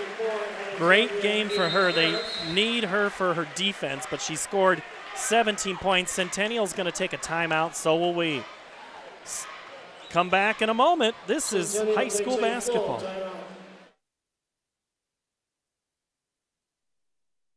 During the year-end holiday tag event at Schottenkirk Ford, Indianola, all vehicles are tagged with one low price. New bonus tagged 18 Ford F-150s up to $14,000 off MSRP. Your choice. Up to $8,500 off MSRP. New 18 Ford Explorer and new 18 Ford Edge. Year-end tag event in Indianola, including thousands under retail value on Schottenkirk certified pre-owned vehicles. Hurry in for best selection. Schottenkirk Ford, Indianola. SchottenkirkFord.com.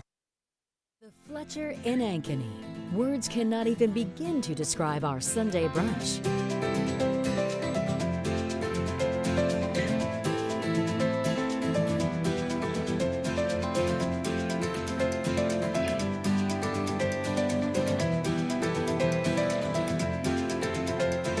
You won't find a better Sunday brunch than what's being prepared for you. Try it this Sunday. The Fletcher, North Ankeny Boulevard in Ankeny. Johnston clings to a 1-point lead, 48.4 seconds to go. Johnston the basketball, the possession arrow in favor of Centennial. No timeouts for the Dragons, who are just trying to play keep away.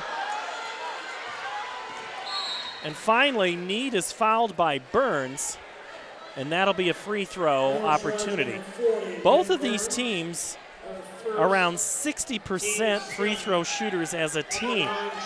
Johnston 61%, Centennial 63%. Kendall Need comes to the line 47% on the season.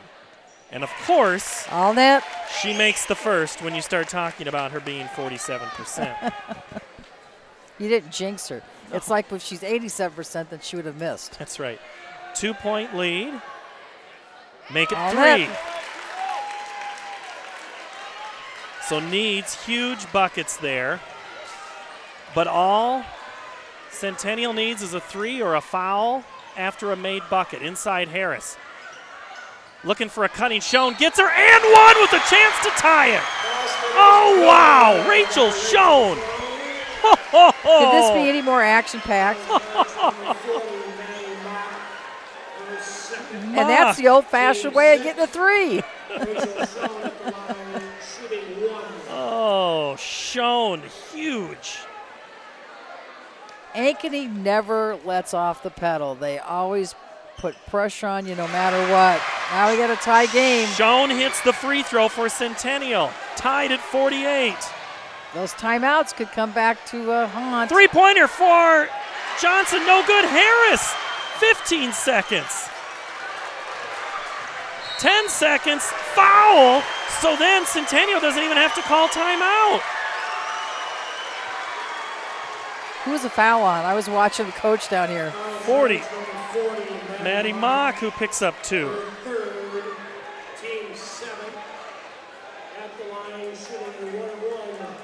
48-48. And Johnston has no more timeouts. Ankeny's got 1. Burns hits the first. Huge. She's a 79 50% free throw shooter.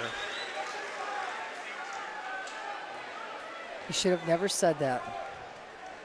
It happens when you say it in front of the first one, not in between. You don't jinx the shooter that way. 2-point advantage. Now Johnson has to go with 10 seconds. McDermott. Need thought about the 3. 5 seconds. She gets it back, puts it up in the lane. No good. 3 seconds. 1. No shot. Centennial. The comeback. Wins 50-48. Oh, wow. Down as much as 6 points in the game. 9 in the third quarter, and they win 50-48. I don't think we could have written that script. I'm sure you'll see much more of them in tournament plays. First one to 50, Jackie.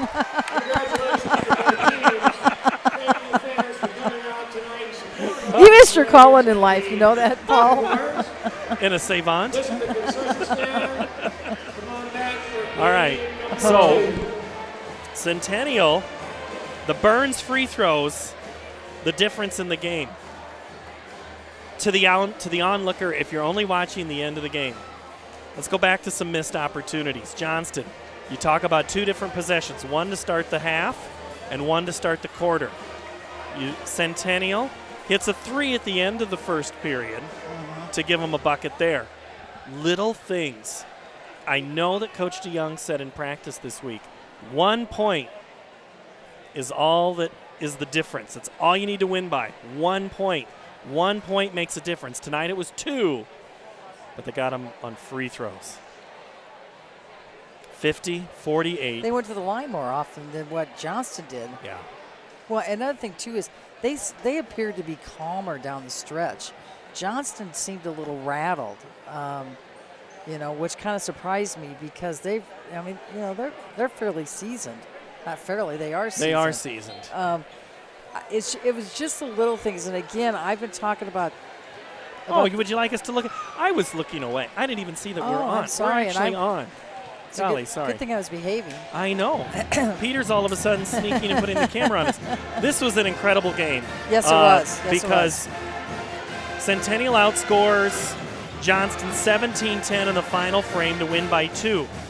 Johnston had a great second quarter, 18 points. And if you look at the quick scoring, it was Maya McDermott. She finishes with 15 tonight. But really, Kenneth Sauer, 17, was only matched by Rachel Schoen, who had 18. Meg Burns with 12. 10 of her 12 3-pointers. The one on that far side, the left side, was the game. That was the game. The backbreaker, yeah. You're right. Well, and then didn't she go up and hit the 2 free throws? And then she made the 2 free throws. At the end, so... Yeah, it's a game of, runs and streaks. And, again, coaches calling timeouts in different spots. Should you, shouldn't you? Loose balls. Loose balls that you get to. So it was a good game. It was a really good game. Well, we will ask Coach DeYoung. He'll be on at halftime of the boys' game, which is going to come your way in just a matter of a couple of minutes here. We'll have Trent Condon and Andy Pollock. We'll take you the rest of the way. Jackie, I think we'll see you soon. It might be as early as next Friday night or Tuesday night or something. We'll have you back soon. I know that. It's always a pleasure, We've got Paul. some big. It always is good to work with you as well, Jackie. Final score tonight, 50-48. Centennial with the 2-point come from behind win. They were down 9 2 different times in the third quarter. Come back to win and improve to 7-4. Johnston falls to 10-2. For Jackie Sapp and Peter Tarpey on Paul Yeager, halfway home. The boys coming up next on CISN and KXNO.com. American Energy and you, together partnering to change the energy landscape by pioneering money-saving, energy efficiency programs and building a new industry in Iowa, wind energy, all while keeping your rates low. So what's next? We'll keep delivering cost-effective energy efficiency programs while putting money back in your pocket. That's right. You decide how best to spend your savings. That's a partnership good for you, good for the environment, and good for Iowa. Another way we're obsessively, relentlessly at your service. Mid-American Energy and you. Here's to everyone who believes in competition and good sportsmanship, who knows it's not about the trophies or the medals, but rather the lessons learned. For those who understand, it's not whether you win or lose, just that you give your best.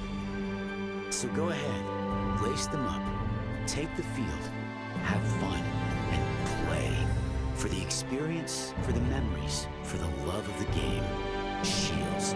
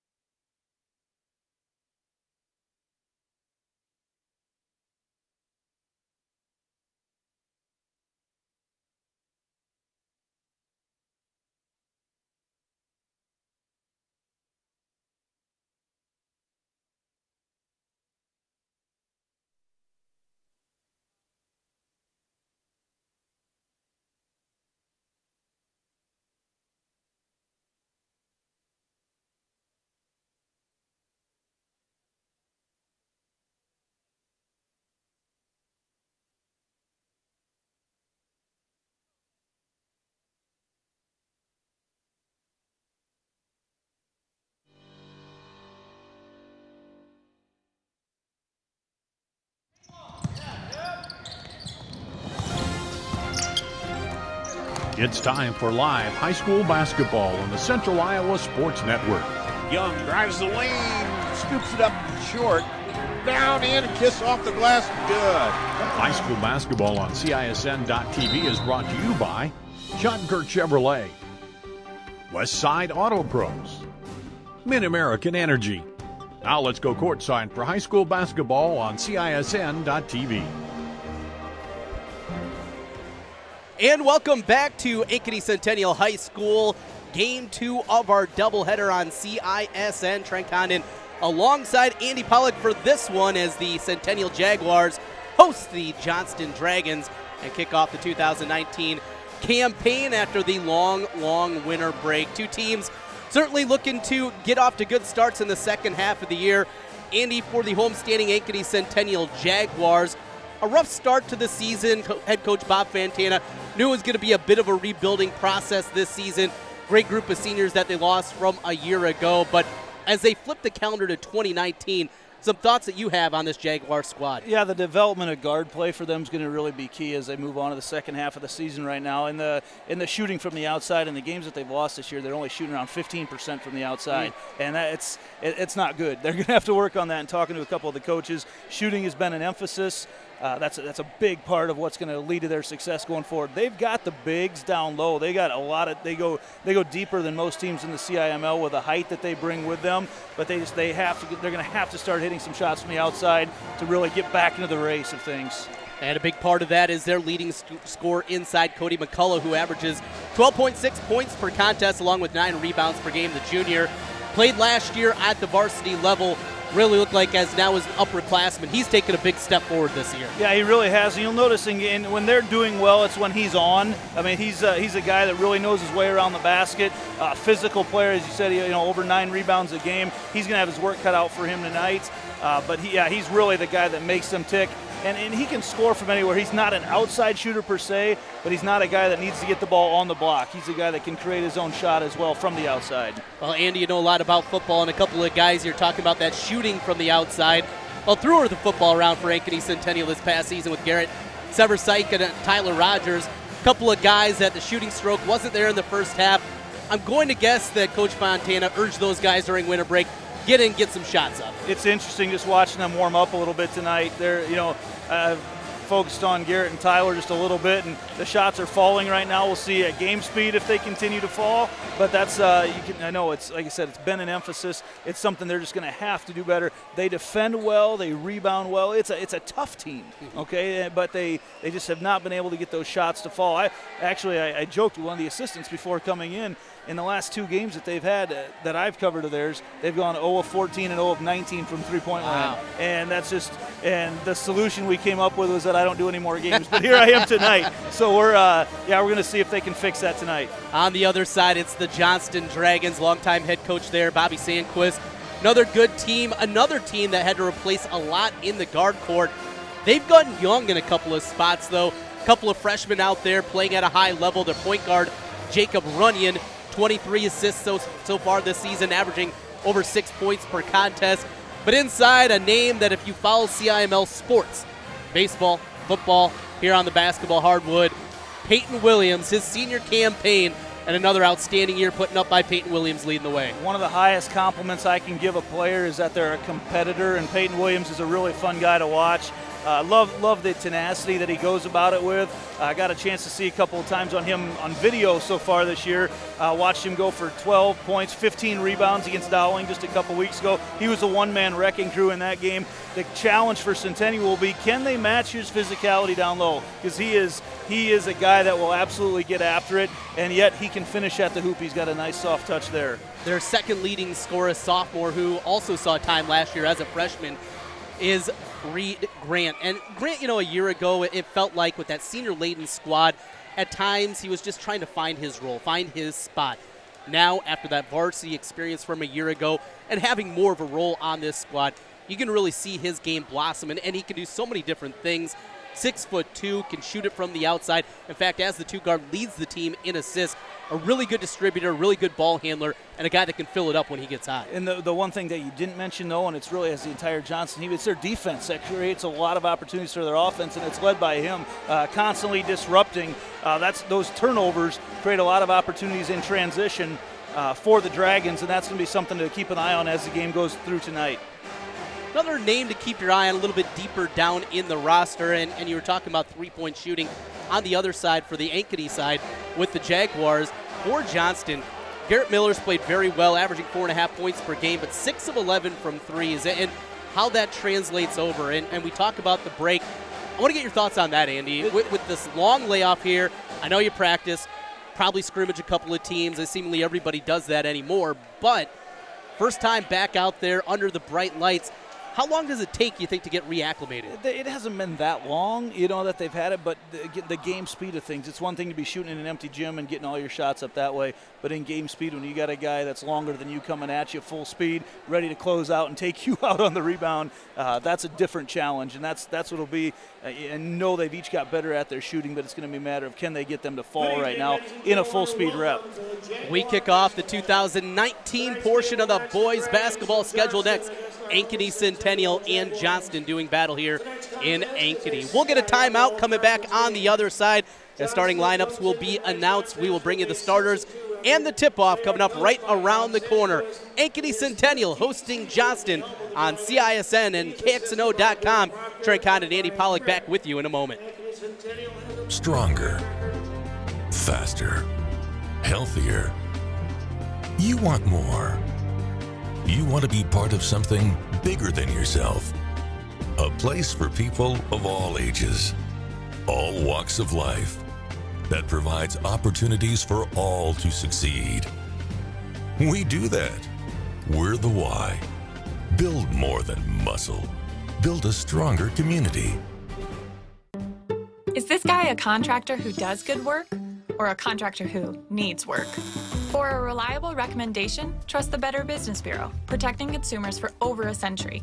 When you go to bbb.org to check out a business, you'll learn if it's BBB accredited, see its grade on customer service, and read honest, useful reviews from local people.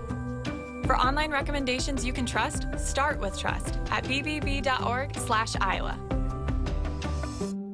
Fletcher in Ankeny. Words cannot even begin to describe our Sunday brunch.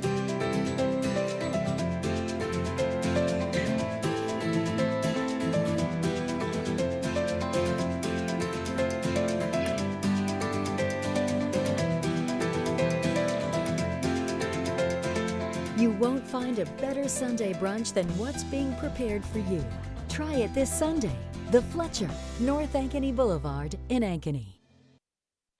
Every month or so, there's another story in the media about when and how often we need to get our mammograms. Kind of confusing. When this happens, I like to consult with experts. So I called Iowa Radiology. They recommend women get an annual mammogram starting at age 40. They know that it's the best way to detect cancers early and save lives. And that's good enough for me. Visit iowaradiology.com or call to schedule your mammogram. Iowa Radiology, our focus is your good health. Trent Conn and Andy Pollock back with you in Ankeny.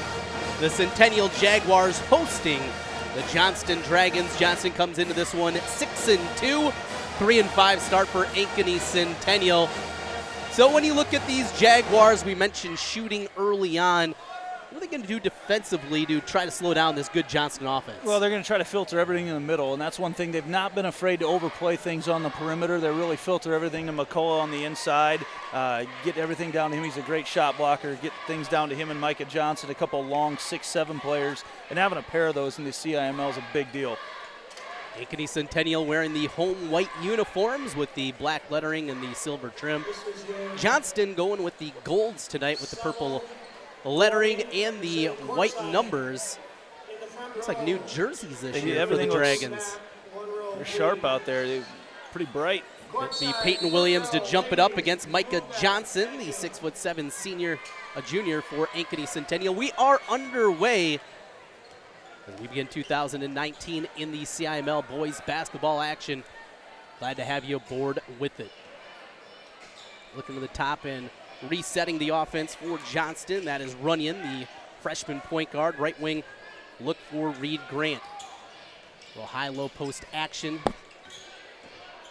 Dribble drive, flip to the left side. Here's Runyon again. Runyon gets into the lane, flips it up, left it short, and rebounded by Ankeny Centennial's Tyler Rogers. Yeah. Rogers on the push. Rogers face guarding Runyon the whole way through. He's the shooter out there. They're going to try to keep him from getting the basketball. Inside against contact, no call, and stepping on the end line was Preston Kelling. It'll be ball back over to Johnston. Kelling's going to be a key in this game tonight, I think, for Centennial. He's the one that if he can heat up from the outside, he's the one that has the capability of going off. If he can do that, that'll be a good sign for Centennial. Look to the top. There's goes the left side, Runyon. Reed Grant at the top of the key, left side look. So a lot of focus down low on Williams right now. Flip it back to the right side. Patient offensive set from Johnston. Minute gone by, no score between the Dragons and the Jaguars. There's Grant. Stop and go move. Throws it up with the left hand. No good. Payton Williams, though. Hustle rebound. Outside open three. Runyon missed everything. And the rebound secured by Centennial's Lathan Brandt. Williams with a rebound. That's something you're going to be saying a lot tonight. He just keeps so many balls alive. There's McCullough at the top of the key. Looking to create.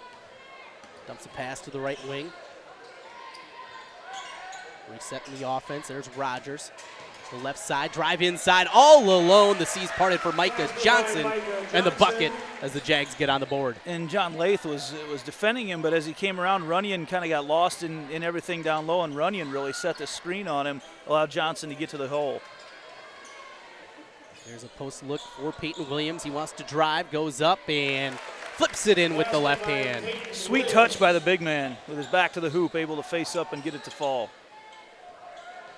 Tied up at 2 apiece, 2 minutes gone by in the first quarter. There's a drive inside from Johnson. We're going to get an offensive foul. Got him for the push-off there. Yeah, Johnson on the baseline drive was, as he got in, he didn't need to do it, but he had a defender all over him and really reached out and saw that arm fully extend. And anytime you see that, officials are all over it.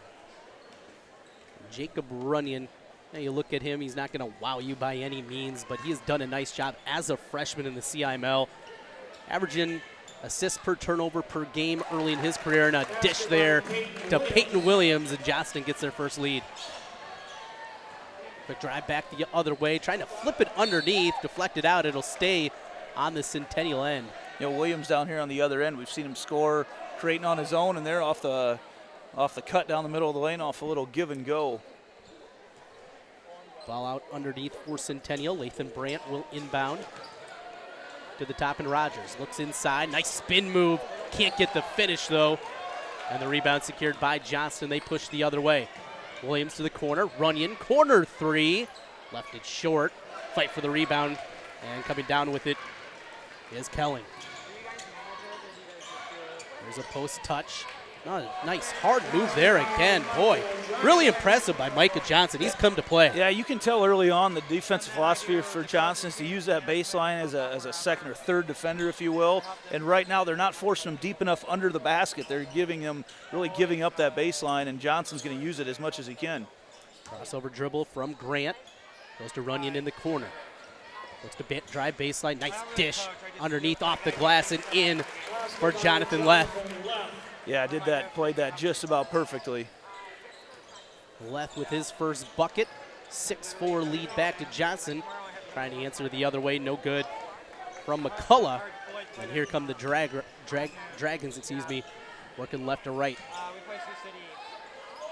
Back to the corner again. Setting the offense with the screen and roll with Williams. Stepping through. Running goes baseline. Pull up Jay. Left. With that silky, smooth lefty jumper. How come lefties always look better shooting the basketball? It just looks smooth, doesn't it, when they do it? I mean, you watch him and Williams out there, just a couple real smooth with the left-hand shots. Really passing the ball, swinging it around nicely. Got Centennial caught off guard as they tried to regroup off a couple quick passes. Halfway through the first quarter, 8-4 lead for Johnston. There's a back cut off a bump, and they're going to get a foul on Runyon. On the drive there as Tyler Rogers is looking to go inside. And our first substitution of the ball game, it'll be Breeze Proctor coming in, the junior, averaging 5.1 points per game off the bench. And not a whole lot of contact there for Runyon. But in just some situations, you're in the wrong spot at the wrong time. Luke Woodley also going to come in, and it's like a push-off there during the inbounds play. Johnson got whistled for it. It's 2 on him, both on, I would say, overly aggressive plays. Ben Breeding will come in for substitution for Bob Fontana's Ankeny Centennial Jaguars. With those 2 fouls and certainly a blow, Michael Johnston had been off to a real good start for Centennial. There's a drive high off the window, no good. Everything but the finish. Here comes Centennial the other way. Crossover dribble into the lane, ball deflected, we're gonna get a foul. See who they got on the grab. 3 Dragons around, and they're gonna get Garrett Miller on the hold. Down at the other end, Reed Grant, man, he hung in the air forever. Couldn't quite get it to fall. Not quite enough strength at the end to get it off the glass. Ended up shooting it off the back iron, but in the air a long time. Very athletic move. Centennial trying to work out of a 4-point deficit. Here's an open 3, side iron, no good. And the rebound for Johnston quickly the other way, Reed Grant. Green wants to push, he does to Miller for 3. Garrett Miller with the triple. He came in 6 of 11 from downtown. Make it 7-12, and it's 11-4 lead. Nice job in transition, getting the ball to your shooters. Drive inside, rimming in and out, no good. Good look from Kelling. Couldn't talk it down. Offensive rebound, though, they'll reset with McCullough. Drives inside, off contact, off the window and in. Yeah, fought through a lot of contact on the body, but just enough English as he went up on the right side to kiss it off the glass. That's the deficit to 5, 11-6, 2.5 minutes to play in the first quarter. Johnston resetting the offense at the top. And dribble handoff, Reed Grant works between the rings to the right side. Looking for Williams inside, instead goes cross court, had it stolen away. Good hands there by Ben Breeding. Quickly the other way, here comes Kelling. He took some contact, it'll stay on this end. Letting him play here coming back from break. Absolutely, and you said good hands by Ben Breeding, probably something you said throughout the football season a couple times as well. Talented tight end for the Jaguar football team, as are a lot of these multi-sport athletes. One of my favorite things, watching multi-sport athletes play, is seeing guys that can compete. Just into the game, no good. Offensive rebound, McCullough. He goes up strong and finishes. Love to see that, the strong finish inside. Goes up and finishes, and 11-8 now with 2 minutes to play. And Williams on the bench right now for Johnston, and that's where you'll really see a concerted effort right now for Centennial to get the ball down low. Although a nice move right there by Max Roquette. Rocky with the baby hook, and it's 13-8. Don't see that much anymore. There's some awareness situation right there. Severseek coming down on the baseline, didn't establish himself in bounds as the ball was passed into him, and a quick turnover. Back the other way with a 5-point lead. Here comes Johnston. The Dragons leading 13-8. 95 seconds to play with the clock in. And at the back cut, nothing doing up there. Drive inside, off contact, throws it up. Not close, deflected out of bounds. Last touch by Johnston. It'll go back over to Ankeny Centennial. A lot of contact, the ball bounced around amongst a lot of hands before it finally went out of bounds down there. I didn't know who they were going to end up giving it to, but you said a lot of contact right up front, and then a lot more contact at the hole. Substitutions as Left will come back in. Also, another freshman going to get some run here. That's Trey Lewis, wearing number 5 for Johnston. Lewis averaging 3.3 points per game, but 7 of his 8 field goals this season have come from downtown. Guy you got to keep an eye on behind that 3-point arc. 13-8 scores. We play the final 120 of the first quarter in Ankeny. Putting the scouting report together on Johnston ahead of time. The 3 words, young but talented right now. There's a good look. Oh, but couldn't get the handle. McCullough turns it over. Johnston didn't have numbers, still going to push, and the finish. What a drive there by Luke Woodley. Really a nice job. Uses that extra step to get around the defender in transition, and picked up his dribble, but used not quite the Euro step, but kind of a hybrid Euro step, we'll call it, to get around him. Oh, good back cut. Nice pass from Sievers Syke, and found Breeding on the cut. Those guys have hooked up a time or two before. Absolutely they have. 15-10, 35 seconds. We'll see. We're going to hold for the final shot. Bobby Sandquist shouting instruction to his Johnston Dragons. Usually when those guys hook up, there's been a few more fakes beforehand. Yes. Making it tough on us radio and video guys. Looking to hold for the final shot as we go down under 12 seconds remaining in the opening quarter. Johnston wanting to build on a 5-point lead. Oh, step back. Jay, side iron, no good. Rebounded by Ankeny Centennial's Kelling. Into the front court, he fires at the horn, no good. And we got a quarter in the books. Johnston 15, Ankeny Centennial 10. As we get the timeout, back with more on CISN and KXNO.com in a moment. During the year-end holiday tag event at Schottenkirk Ford, Indianola, all vehicles are tagged with one low price. New bonus tagged 18 Ford F-150s up to $14,000 off MSRP. Your choice. Up to $8,500 off MSRP. New 18 Ford Explorer and new 18 Ford Edge. Year-end tag event in Indianola, including thousands under retail value on Schottenkirk certified pre-owned vehicles. Hurry in for best selection. Schottenkirk Ford, Indianola. SchottenkirkFord.com. Together, partnering to change the energy landscape by pioneering money-saving, energy efficiency programs and building a new industry in Iowa, wind energy, all while keeping your rates low. So what's next? We'll keep delivering cost-effective energy efficiency programs while putting money back in your pocket. That's right. You decide how best to spend your savings. That's a partnership good for you, good for the environment, and good for Iowa. Another way we're obsessively, relentlessly at your service. Mid-American Energy and you, together partnering to change the energy landscape by pioneering money-saving, energy efficiency programs and building a new...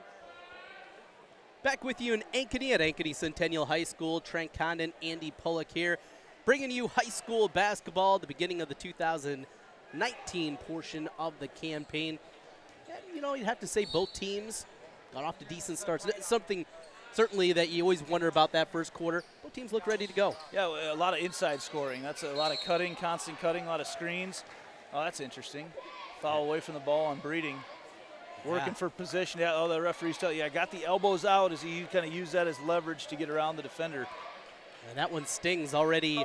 Micah Johnson with a couple of fouls. He's over on the bench. Now Breeding picking up his first. Team foul number 3 whistled against the homestanding Jaguars. They trail 15-10. And we're going to get a pushback the other way. Yeah, I think that's a makeup call right there. And they're going to – it happens in basketball. Just one of those things, right? You see it you don't see it as much in football, I think, on the makeup department. But, yeah, in basketball, I think there's kind of a mutual understanding that when there's something away from the ball on one end, pretty soon you're going to see something away from the ball on the other end. Jonathan Leth hit with the foul, his first. And team foul number 3 now whistled against Johnston. Centennial down by 5, works with the basketball. Crossover dribble, Rogers trying to get in the lane, cut off. Good defense by Runyon. Back cut, but good defense, getting a hand in there and getting the steal there was Woodley again. Woodley's given some good minutes to this point. Imagine that, a Woodley playing well at basketball, huh? Yeah, Woodley's playing well at any sport, right? There's a step back 3 off the mark from Reed Grant. And Centennial secures the rebound. There's Rogers, nice crossover to the lane and deflected away, blocked shot by Jonathan Leth. Quickly, here come the Dragons, spin in the lane, swatted back on the other end. That was Lathan Brandt. Baseline drive, cut off. Runyon for 3, got it to go. Really Timeout. Yeah, really a transition look right there after a hectic thing. They lost Bryant in the corner, able to knock it down. Timeout on the floor, 30-second timeout. We'll keep it right here. 6:47 to play in the second quarter. High school basketball. Glad to have you aboard in 2019. Our coverage will continue. Coming up on Tuesday, we'll be at Dowling Catholic. I'll be there. You coming with me? I think so. That's nice. The word right now. I know my way around the gym a little bit there. So that's good. I'm looking forward to that girls-boys doubleheader, and that will also be on KXNO. We'll have the radio coverage of that coming up starting at 6 o'clock. Pete Tarpey says that an apology was issued by Tom Wilson that Andy's going to be with me. One of the beauty of being on the internet is there's a little more than a 7-second delay. We haven't had to use it yet tonight. Pete just got real nervous over there when I brought that up. 18-10 after the triple from the freshman Jacob Runyon. Biggest lead of the evening for Johnston here over Ankeny Centennial. Rogers on the left side, looks to the top, and Kelling. Kelling yo-yos a dribble between the rings. Resets the offense as he's guarded out there closely by Reed Grant. Trying to get the back door. Good hands again by Ankeny Centennial, keeping that alive from Brandt. Johnston really extending their defense. That's why I think you're either going to see a steal going the other way or a quick layup on a backdoor cut here out of Centennial. Kelling thought about the three instead. Oh, a little Euro hop inside, finishes with the right hand. Nice bucket by Preston Kelling. And I think that's something he can do more than what he's shown so far tonight is get to the basket and finish. Leads the team with 10 triples this season, and good off the bounce there. We got a hold. Let's check that. Looks like maybe an offensive foul. Yeah, something coming up here. They're going to call that on Runyon. They got Jacob Runyon, the 5'9" freshman, hit with the foul. That's his second. All these off-ball fouls have made it real tough to actually see what's going on tonight. You really got to pay attention to everything going on the court. Substitution for Johnston will be Luke Woodley coming back in. What is it about Coach Sandquist and Johnston year after year? It seems like he's got a half dozen 6'1" to 6'3" guys he can just choose from. In a big school, the key is getting those guys out in the first place and then keeping them out, keeping everybody interested in the lower levels as you come up through it, giving them a good experience, keeping guys out for basketball. Eventually, a lot of those guys will develop. What a finish inside. Beautiful play by Micah Johnson. Comes in for the first time playing with those two fouls, and he goes right to work inside again. He's got 6. A little backhand off the hoop. There's Payton Williams inside against the double teams. Got to get out of there, and he does. Garrett Miller now back near the midcourt stripe. He'll control with the right-handed dribble. Drives off a screen, maybe got away with the travel. Grant, high screen, tricky dribbles between the rings. They're so patient, Johnston is. A well-coached year after year. Bobby Sandquist does an outstanding job with his squad. There's a 3 on the way. Back iron, no good. And Centennial looking to push. Crossover dribble again. Kelling had it pushed out. Oh, what a play by Payton Williams. Heads up. Oh, man. The guy's hitting. I mean, what more can you say about it? He battles his tail off down low, but that situation on there, ball going out of bounds. Kelling's already kind of saved it off Williams, who's then falling out of bounds and whips it right off Kelling, who's standing probably 8 feet out of bounds down there. So, you know, I like what Coach Fontana's doing right now, leaving Micah Grant in the basketball game. You see so many coaches will sit a guy down with 2 fouls, and you basically you foul the kid out before he's actually fouled out. Love leaving him in here right now. Give him a chance to work his way back into the basketball game. Well, it's certainly a time to learn. There's a time to do that. Maybe it's different when we're getting to March and we're in tournament play, but here, time to learn, time to grow, and how to play with 2 fouls. I think that's something that's also part of the development process. 4:28 to play, clock in as we play in the second quarter. 18-14 lead for Johnston over Ankeny Centennial. Nice stop-and-go move to the rim. Had a block. Payton Williams, though, with the good help defense just into the game. Caleb Van Meter had it swatted away. Yeah, Van Meter, you know, that baseline move, he thought he was going in untouched for the layup. I watched Williams. As soon as he recognized that Williams was about the free throw line, sprinted down that left side, straight down the left side of the lane, swatted that ball a couple rows deep. Proctor into the game again for Johnston as Ankeny Centennial works from underneath their own rim. Van Meter on the right wing. Cross court to McCullough, couldn't get a good catch on it. He holds on the left wing. Now puts a dribble to it. Van Meter between the circles. Thought about the step back Jay, lost control for a moment. McCullough with the pump fake. And Van Meter, little 2-man game working there inside. Oh, a nice pass and a good finish again for Johnson. You know, I thought Van Meter missed Garrett Severseek. I say his name wrong all the time, cutting across the lane the first time. But then, yeah, as he caught McCullough, just as a quick trail, about 5 feet behind, and got McCullough a nice, easy layup. And a turnover is going to give it back to Ankeny Centennial. 6-0 run for the Jaguars after they trailed by their biggest deficit of 8. Got them right back into the game. 3:35 to play, clock in. We play in the second quarter here from Centennial High School. Kelling, Van Meter. Works the dribble into the lane, kicks it out. Here's Kelling for 3. Missed everything. Tipped out of bounds. Last touch by McCullough.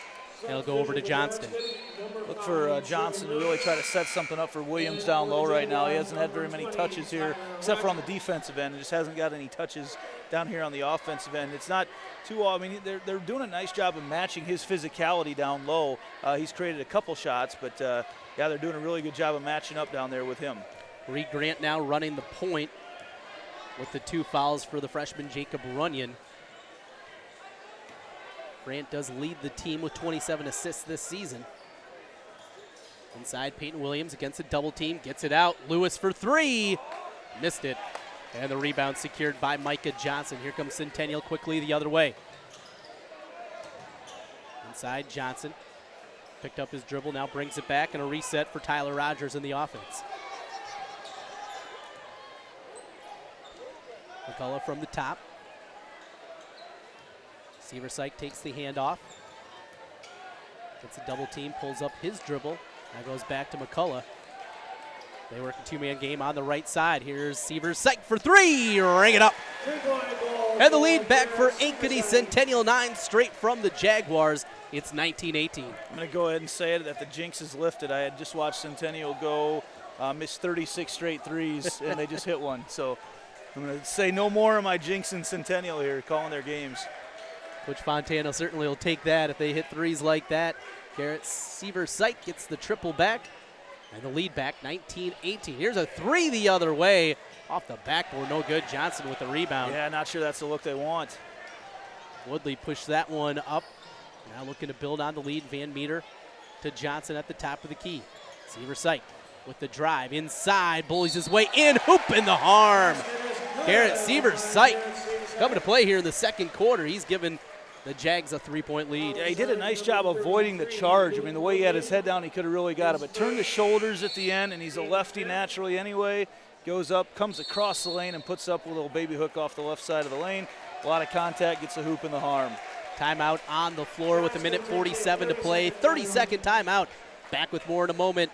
21-18 lead for Ankeny Centennial over Johnston on CISN.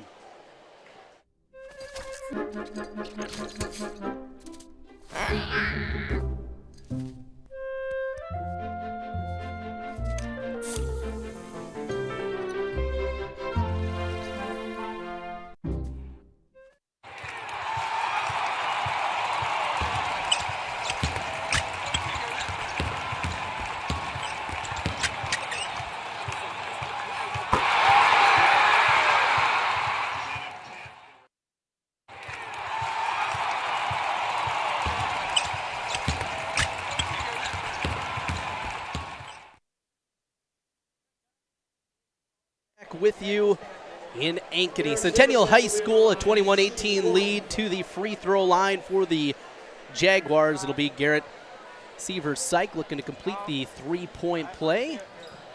And he does as he rattles it home, 22-18.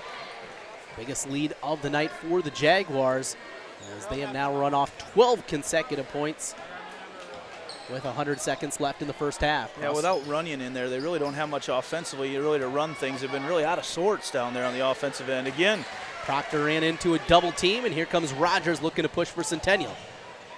And what do we got? Looks like they're going to get a foul on the floor will be the call.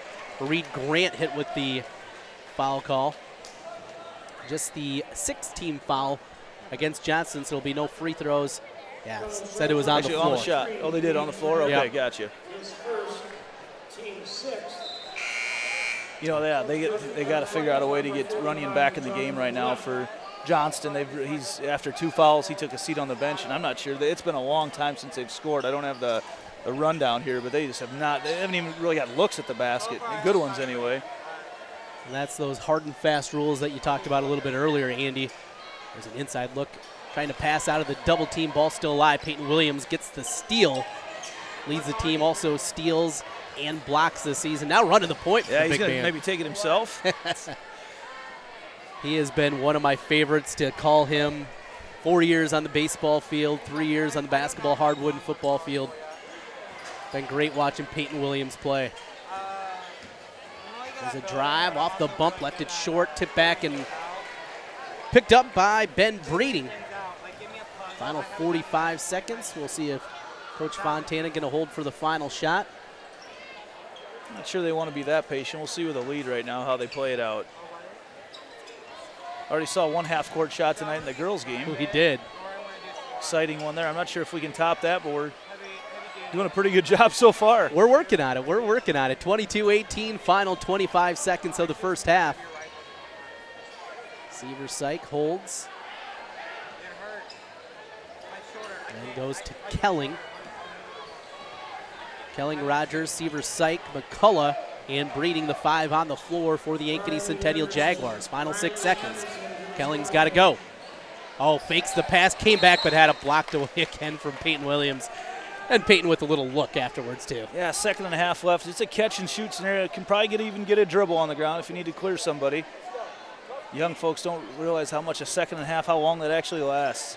Rogers with the inbounds, gets it into the post to McCullough. He throws it up, no good. And that's how the first half will end here in Ankeny Centennial High School.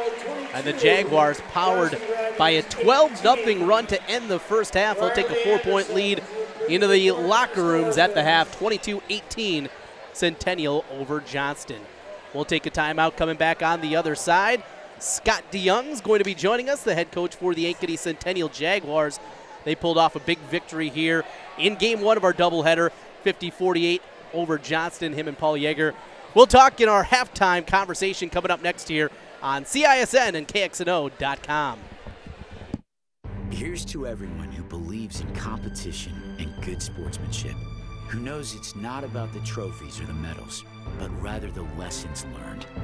For those who understand, it's not whether you win or lose, just that you give your best.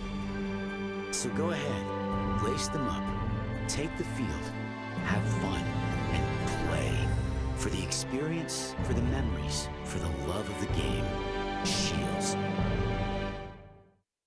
Here's to everyone who believes in competition and good sportsmanship, who knows it's not about the trophies or the medals, but rather the lessons learned.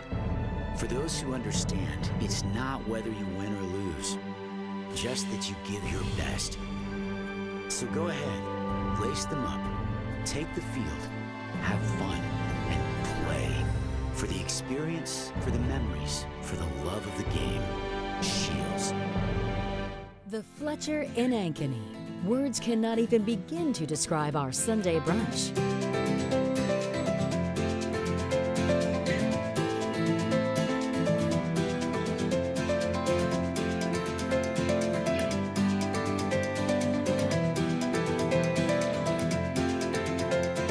You won't find a better Sunday brunch than what's being prepared for you. Try it this Sunday. The Fletcher, North Ankeny Boulevard in Ankeny. The Fletcher in Ankeny. Words cannot even begin to describe. Every month or so, there's another story in the media about when and how often we need to get our mammograms. It's kind of confusing. When this happens, I like to consult with experts. So I called Iowa Radiology. They recommend women get an annual mammogram starting at age 40. They know that it's the best way to detect cancers early and save lives. And that's good enough for me. Visit iowaradiology.com or call to schedule your mammogram. Iowa Radiology, our focus is your good health.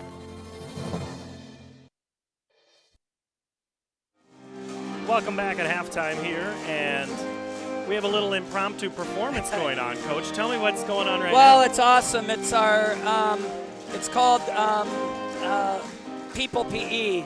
Okay. So some of our special needs kids are in a PE class with a lot of our students. There's a lot of athletes out there, and they've been working on this every 8th period for the last few weeks, and it's pretty cool.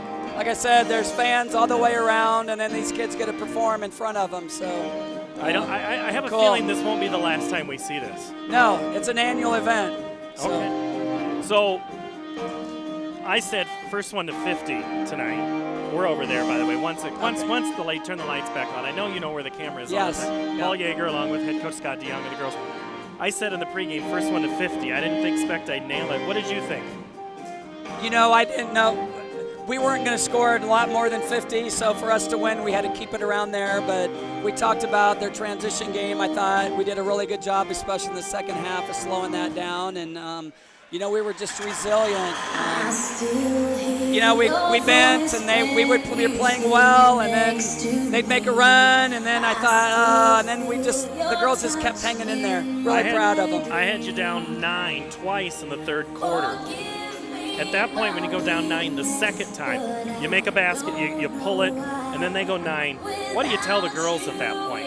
Well, we just keep staying the course, and it seemed like we did keep making plays. I think Kenna got a steal for a layup, and then we just kept hanging in there, and then Meg Burns hit the 2 threes, and then we were getting stops at the other end. So, well, you mentioned Kenneth Sauer, outstanding defensive player. We've talked about that before. But her half-court shooting ability, where'd that come from? Well, Coach Runche's really worked hard with her over the break, and you could see it in practice. She started making that turnaround to the middle, and she can make it to the baseline, and plus in the full open court with her steals. So, and she missed a couple she should have made, but probably makes up for it by making the 3 from half court. I had her for 17. Yes. 3 coming at the half-court shot at the end of the first quarter. If she scores double figures, she averages 9 right now, 8 or 9. If she all of a sudden can pop up her 15, 16, look out for the Jaguars. And if Meg Burns she's a great shooter. She hasn't shot great yet, but if she starts making those from the outside, then that gives us a third score, and then, we can do some things. So you stop McDermott. She's only got 15 points, but man, in the second quarter, she was really tough. Proved why she is so tough to defend. She's so good, and the 3 was falling for tonight, and she shoots that little fadeaway 3. But I thought we had some good help on her penetration and the determination we had at the end when she tried to get to the basket. In Iowa, wind energy, all while keeping your rates low. So what's next? We'll keep delivering cost-effective energy efficiency programs. I'm sure it'll be different then, but it's a great win for a great confidence booster and resume builder for us. Well, absolutely, on the resume builder. Valley won handily tonight. They proved to be Dowling Downs, Ankeny, Southeast Polk again, a lot of points. They make it look easy against Marshalltown tonight.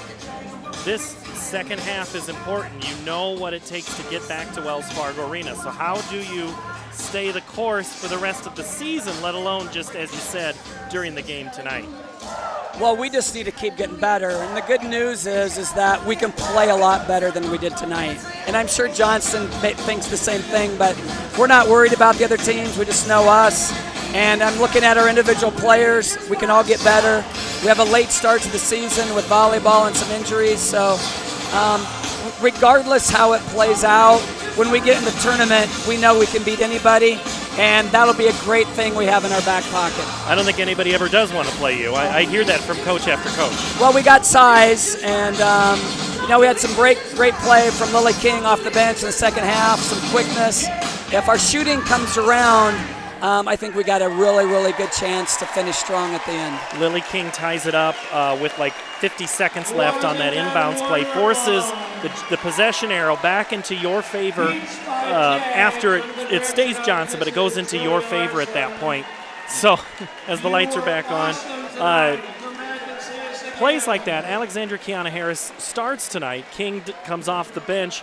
It's about, you were rotating in about 9, 10, 11. I think we did play 9, and the kids got tired. But I thought we kind of grinded it in a little bit. And with our inside game, we missed some shots in the first half. But when you got to play defense continually, when we keep pounding the ball inside, it does wear down. I thought you could see the results in the second half. Rachel Schoen had a lot of points in the second half, didn't miss many shots. 17 on the game for her. Yep, or I think 18, yep. 17 for Sauer. So Schoen is the one teams are always going to be keen on. So again, it's back to Sauer being that huge difference maker for you. And our guards stepping up and making some shots. So, yeah.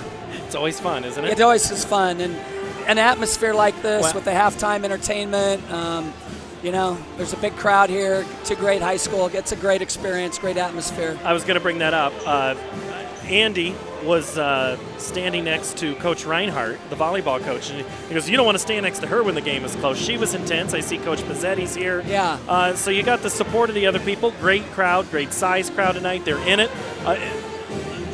Tell people why they should come out and see you play. Well, I think it's a lot of healthy fun, you know. We don't have a lot of students here, but if they could come, they would have a great time. But, you know, a lot of older people love basketball, especially women's basketball. You see that at Iowa State. So I think there's a little bit for everything, you know. Next Friday we play Ankeny. You better come early to get a seat. That's all I can say. There'll be a couple of people here. So, we'll see high you. school athletics, it's healthy, you know, it's awesome. The kids are just doing the best they can. They put in a lot of time, and when they have support like we have here, it's awesome. All right, that's head coach Scott DeYoung. I'm Paul Yeager. We'll be back with Trent Condon and Annie Pollock, the second half of the boys game when we come back. Thank you, Coach. We'll see you next Friday. We appreciate it. All right. Thank you. Back after this. Miss your hometown clothing store? The one that had it all? Everything to get the work done, all in one place? G&L Clothing is your hometown Iowa store. Stop in and see us, or we're only a click or phone call away. Family owned for nearly a century. G&L Clothing, 1801 Ingersoll, Des Moines. G&L Clothing, your size, your style, we've got it all. Here's to everyone who believes in competition and good sportsmanship, who knows it's not about the trophies or the medals, but rather the lessons learned. For those who understand, it's not whether you win or lose, just that you give your best. So go ahead, lace them up, take the field, have fun, and play. For the experience, for the memories, for the love of the game. Shields.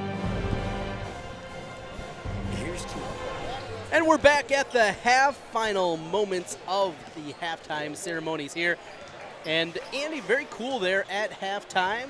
Students out on the floor had a, well, as we were hearing from Coach DeYoung of the girls basketball program, happening behind them. Very cool experience out there for a lot of the youngsters. Little drumming exhibition that we saw. Yeah, the adaptive PE course here at Centennial, where they pair up Centennial students with some other students who maybe don't have the abilities of some of the others out there. And yeah, really neat little drill that they did. Neat little choreographed drums, flashing lights. Really neat little thing. It was cool to see a lot of the athletes that we actually saw in the first game. And a lot of ladies are out there with their partner, drumming it up off the medicine ball or off the what they call this Bosu balls, something like that. I don't know the exact term for. I'm not much of a fitness guy, if you can tell looking at me. Well, I'll tell you, Andy, as a educator myself, a special ed teacher for a number of years before I started doing radio thing full time, I'd love to see that. And I know I've heard year after year the great work that the Ankeny Centennial schools, you mentioned the inclusive nature there, working with the special education programs, and love to see that. Another great thing the kids here across Central Iowa are doing. And congratulations to everybody involved with Ankeny Centennial. Back getting ready for the second half as ball is in play. 22-18 our halftime score. A 12-0 run to end the first half for Ankeny Centennial. And Johnston trying to end that run with their first possession. We'll see with Jacob Runyon back in the game right now for Johnston, how much things are different as they run the offense. There's a three-pointer. That one left short, no good from Reed Grant. Kelling and the Jaguars coming back the other way. Ankeny Centennial in the home whites. Yellow unis for Johnston. McCullough had the angle, but Payton Williams recovered and got the block shot. Look out ahead, and there's Miller getting the roll. He wanted the call with it, but he'll take the bucket. Cuts the deficit in half, 22-20. And that's what Johnston is so good at, getting up and down the court in transition there. You saw it was him. That was it. Everybody else hung back. They knew he was good to go after they got it ahead. Here's Rogers to the right side. Johnson cut off on his drive attempt. Kelling in the lane, throws it up with the right hand off the window and in. Preston Kelling. A lot of dribbling for Kelling, but he's able to weave in and out of a couple guys. Really, no one challenged his shot when he got into the lane. 24-20.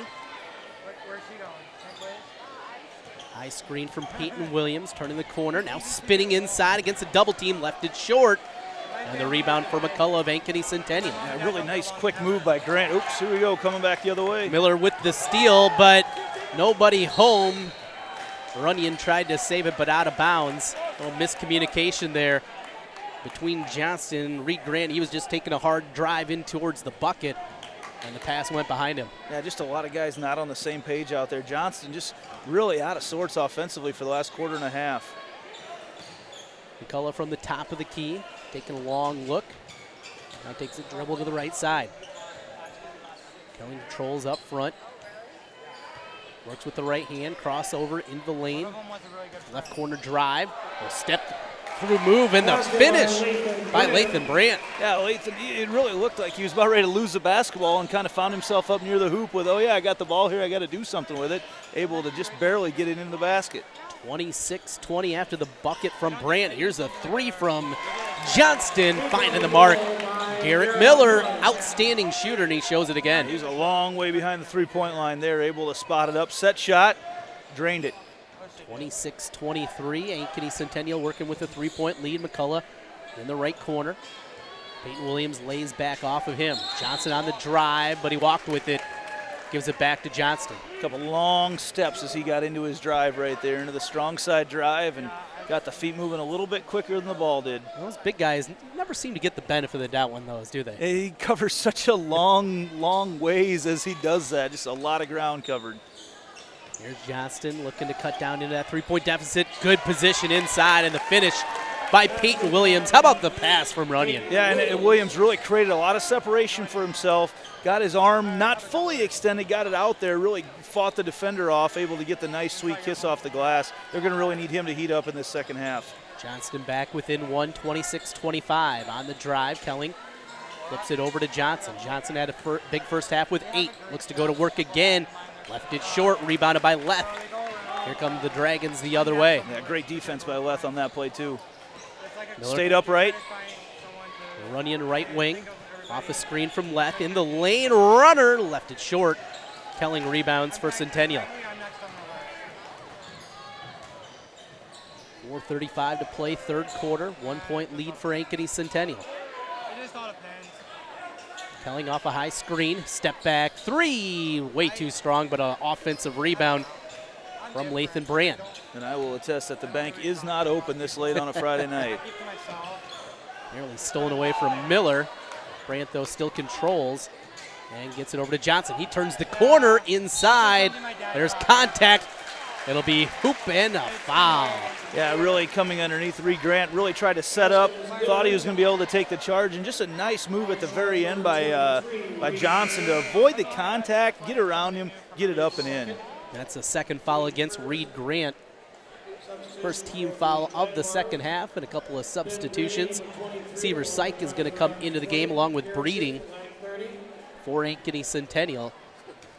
McCullough going to get a breather over there along with Lathan Brandt. Breeding had some good minutes in that first half. And completing the three-point play is Micah Johnson. He's up to 11 points. And it's back to a 4-point lead for the Jaguars, 29-25.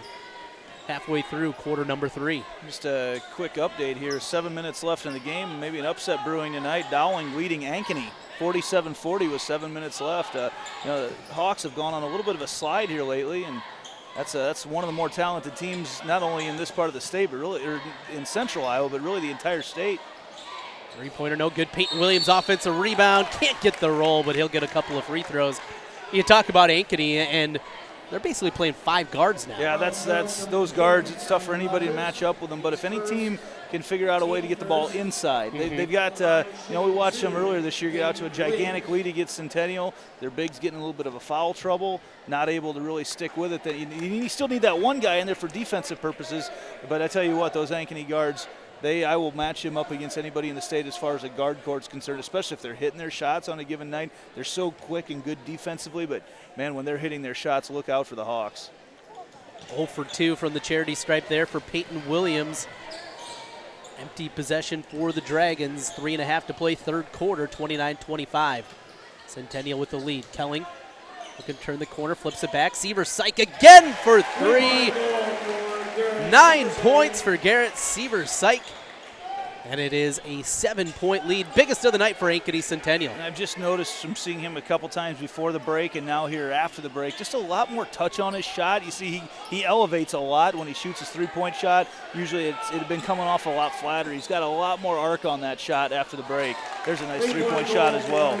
Answered back the other way. Runyon ends the run. 32-28, 3 minutes to play, third quarter. Crossover dribble, Kelling Gets to the hoop, finishes off the glass and in. Yeah, Kelling's had a nice night. They're really doing a nice job of keeping space for him, not allowing the shot blockers for Johnston to get over and challenge any of his shots. 34-28. Running on the drive, goes up, had it swatted away. Johnson over there. And that's one of the things Centennial will do. I mean, they will overplay you out on the perimeter, knowing that they've got 6'7", 6'7", 6'5" underneath the hoop. They'll let those guys come in. They got some nice talent at the shot blocking arena down there, so they will definitely allow that to happen. Brandt back into the game along with Rogers, McCullough, Breeding, and Brandt. 5 on the floor for Centennial. Here's a 3, front iron no from Trey Lewis. Ball came off his hand really weird there, kind of a knuckleball as it came off. Now Kelling controls on the right wing for Ankeny Centennial. They lead by 6. McCullough just back into the game. Goes to Kelling, sets a high screen. Little hesitation into the lane, can't get the roll, but it'll be 2 free throws for Ankeny Centennial. I'm not sure who they get the foul. They're going to get it on Reed Grant. I almost thought they might get him for that hop in the lane and get him for a travel there. Kelling's really had a nice night. They're keeping everybody over on that left side of the court. Kelling really the only one on the right half of the court, and just no one able to get over and challenge his shot. A lot of penetration. He hasn't really had, I thought he was going to have to hit some shots from the outside tonight, but they're coming out on him. He's able to get in and get layups. Well, one thing we talked about is a team like Ankeny Centennial that year after year knows, and with the multi-sport athletes that they have, sometimes it can take a little while going from football mode to basketball mode. I'm going to guess Garrett Seaver-Syke didn't get a ton of shots up before the season began, and he's come out here after the winter break, and he's played incredibly well. Timeout on the floor. 36-28, 2:07 to play in the third. Bobby Sandquist going to talk it over with his Dragons as they trail by 8. Back with more in a moment on CISN and KXNO.com. Hi, Ron here, head coach of Westside Auto Pros. When your car's on the injured reserve, you want to get it back in the game as soon as possible. I know that. That's why you need to bring it here to Westside Auto Pros. I have a team of experts that can fix almost every automotive injury, whether it's a fractured joint, a brake, or if your car just got its bell rung, no problem. We can even do a complete physical on your car to make sure it's game ready for the entire season. So bring your car to Westside Auto Pros and we'll get it back in the starting lineup in no time. Hey, you guys are dogging it back here. Let's move it, move it, move it. Trent Condon, Andy Pollock back with you in Ankeny Centennial High School.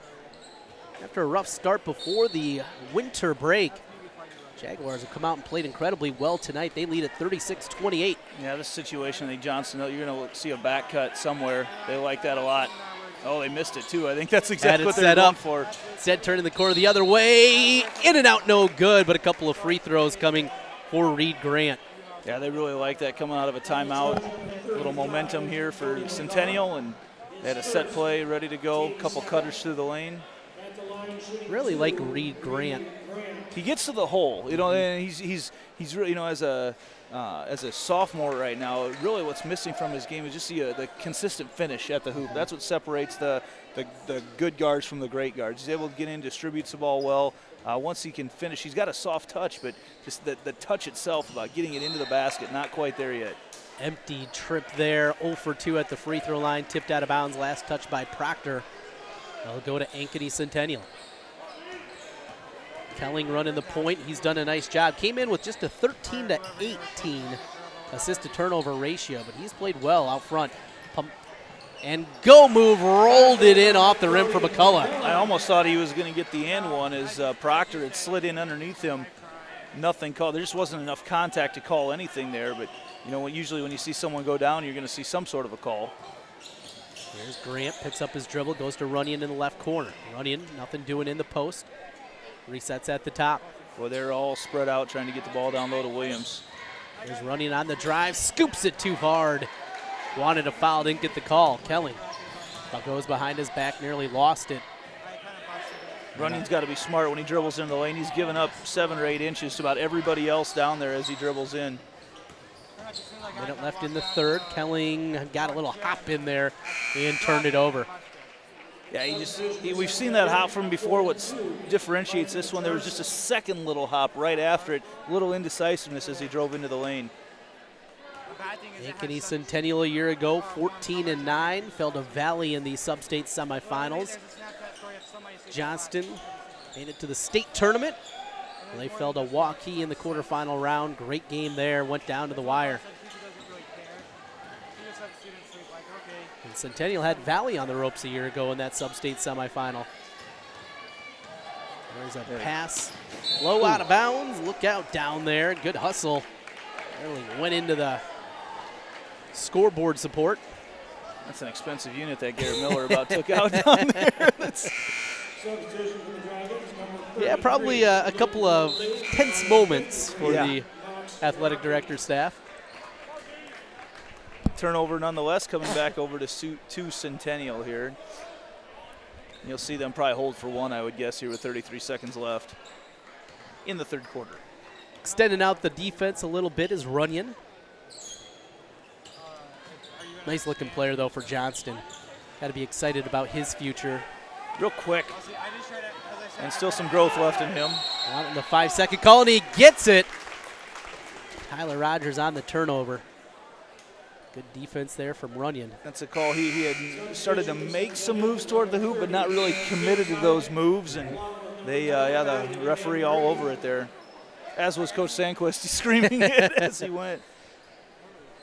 So with 17 seconds left, Johnston looking to cut into a 10-point deficit, 38-28. They trail. Running with 10, gets a high screen. Look for Miller in the corner. Got it out to him. Here's the triple. Too strong. Kelling at the horn. Throws it ahead to Seaver Saiku. Threw it over his shoulder to no avail. We played 3. Ankeny Centennial 38, Johnston 28. Back with more in a moment on CISN and KXNO.com. Is this guy a contractor who does good work or a contractor who needs work? For a reliable recommendation, trust the Better Business Bureau, protecting consumers for over a century. When you go to bbb.org to check out a business, you'll learn if it's BBB accredited, see its grade on customer service, and read honest, useful reviews from local people. For online recommendations you can trust, start with trust at bbb.org/Iowa. Miss your hometown clothing store? The one that had it all? Everything to get the work done, all in one place? G&L Clothing is your hometown Iowa store. Stop in and see us, or we're only a click or phone call away. Family owned for nearly a century. G&L Clothing, 1801 Ingersoll, Des Moines. G&L Clothing, your size, your style, we got it all. Trent Condon and Andy Pollock back with you as we bring you the fourth quarter of the CIML matchup between Ankeny Centennial and the Johnston Dragons. Centennial a 38-28 lead. And really, since that middle portion of the second quarter, it's been all Jaguars. Yeah, it really has. They've really turned this into a half-court game. Johnston, I know, would like to get some buckets in transition, but they've really kept this at one end of the court, really slowed down the tempo of the game. There's McCullough with the drive, had it blocked away by Payton Williams. It'll stay on the Jaguar end. Williams he's a big guy, right? But look, his arms are long. I mean, he looks in there. He looks like a football player playing basketball right now. But his long arms have disrupted so many shots tonight. Oh, we've got another away from the ball call. Go figure.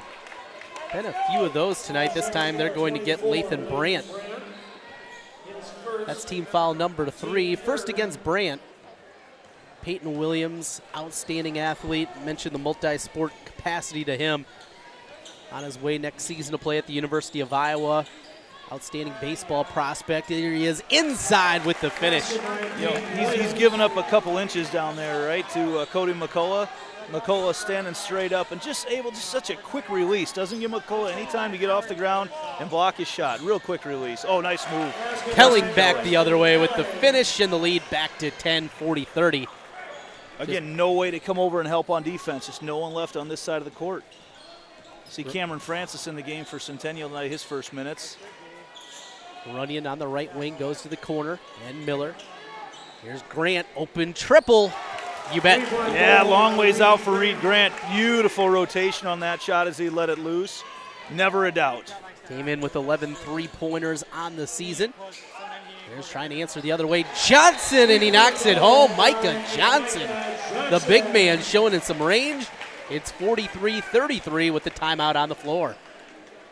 You know, I said earlier that I've been a jinx, I think, for Centennial so far this year from three-point line. You know, one of the things, they haven't shot a whole lot. I got them at 3 for 7, though. That's a nice little percentage.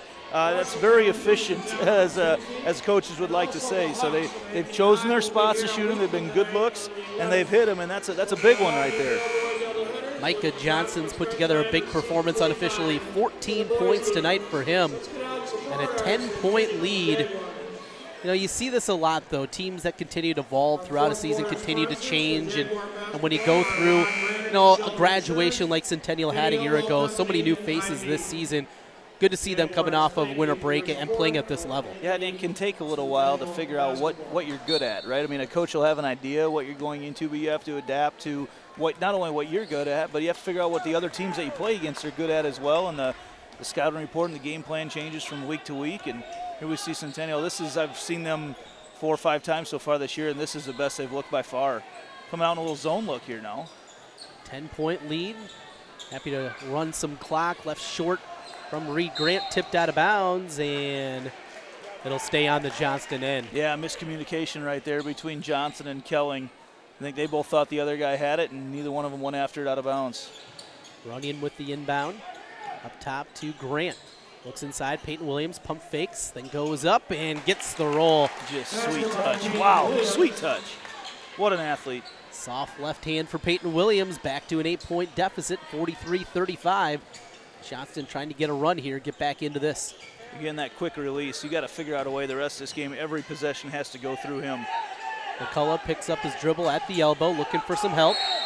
And we're going to get a hold, it looks like, against Johnston. They're going to get left. Interesting there, because McCullough was about a half a second away from a 5-second call, and somehow away from the ball, left gets whistled for the foul. No, it hasn't been called overly tight, except for those off the ball Away fouls. from the ball, yeah. That's where they're all happening. 3 team fouls on each side as we play in the fourth quarter. Through the lane, through contact, and the finish. Yeah, I think Johnson again. Johnson might have got away with a little push there as well. He saw his left arm come clearing out there right at the very end, but really no officials in position to call it. So I took a glance where they were all looking at it from. He's got 16. The lead is 10. 45-35, 5:25 to play. Inside, Grant just threw it up off contact, and he'll get a couple of free throws out of it. They get Kelling on that one. Let's see who they got Rogers on it. He's got him with a little bit of a hip check on the way by, and Grant with a chance to chip back into the lead a little bit here with 5:21 to play. Man, Johnson's not been good at the free throw line tonight either. Struggled mightily there. That's actually one of the things that I expected maybe coming off break, everybody to ratchet it up a little bit in the free throw department. Haven't seen a whole lot shot tonight. They just haven't been able to hit them. Grant's second free throw finds the mark on this. And a substitution is Luton Woodley will come back in. He'll come in for Jacob Runyon. Woodley a little bit of a spark earlier on when he was in the second quarter. And they can fill it up from the outside. They're going to need that, trailing by 9. Centennial with the basketball. And a bump out front as they got Miller. And they're only sitting here with 4 team fouls right now, so it gives them a chance to be a little bit more aggressive. They're going to have to up the pressure just a little bit here. I don't know that they're going to full court press because that's not what they want to do. But you can definitely extend the half court defense and put a little more pressure on them that way. They've been out there, but it hasn't been a hectic pace of a defense so far, and that's really what they'd like to do. Clock in with 5:10 to play. Rogers crosses over his dribble, goes to Kelling. And Centennial works the weave out front. Taken away there. Johnston now on the drive. He'll pull up from 14. Pure. Yeah, that's a sweet looking shot. Able to create a little bit of a separation as he dribbled into the lane, and he was able to get Proctor off him just a little bit. Nice ball movement. Into the corner. Lewis, open 3. You bet. 3 different guys touched the ball in the span of about a second for Johnston. Got a wide open look. 47-39. Ankeny Centennial with the lead over Johnston as we get the timeout. 4:40 left in the fourth quarter. Back with more CIML basketball in a moment. Putting money back in your pocket. That's right. You decide how best to spend your savings. That's a partnership good for you, good for the environment, and good for Iowa. Another way we're obsessively, relentlessly at your service. Our Sunday brunch.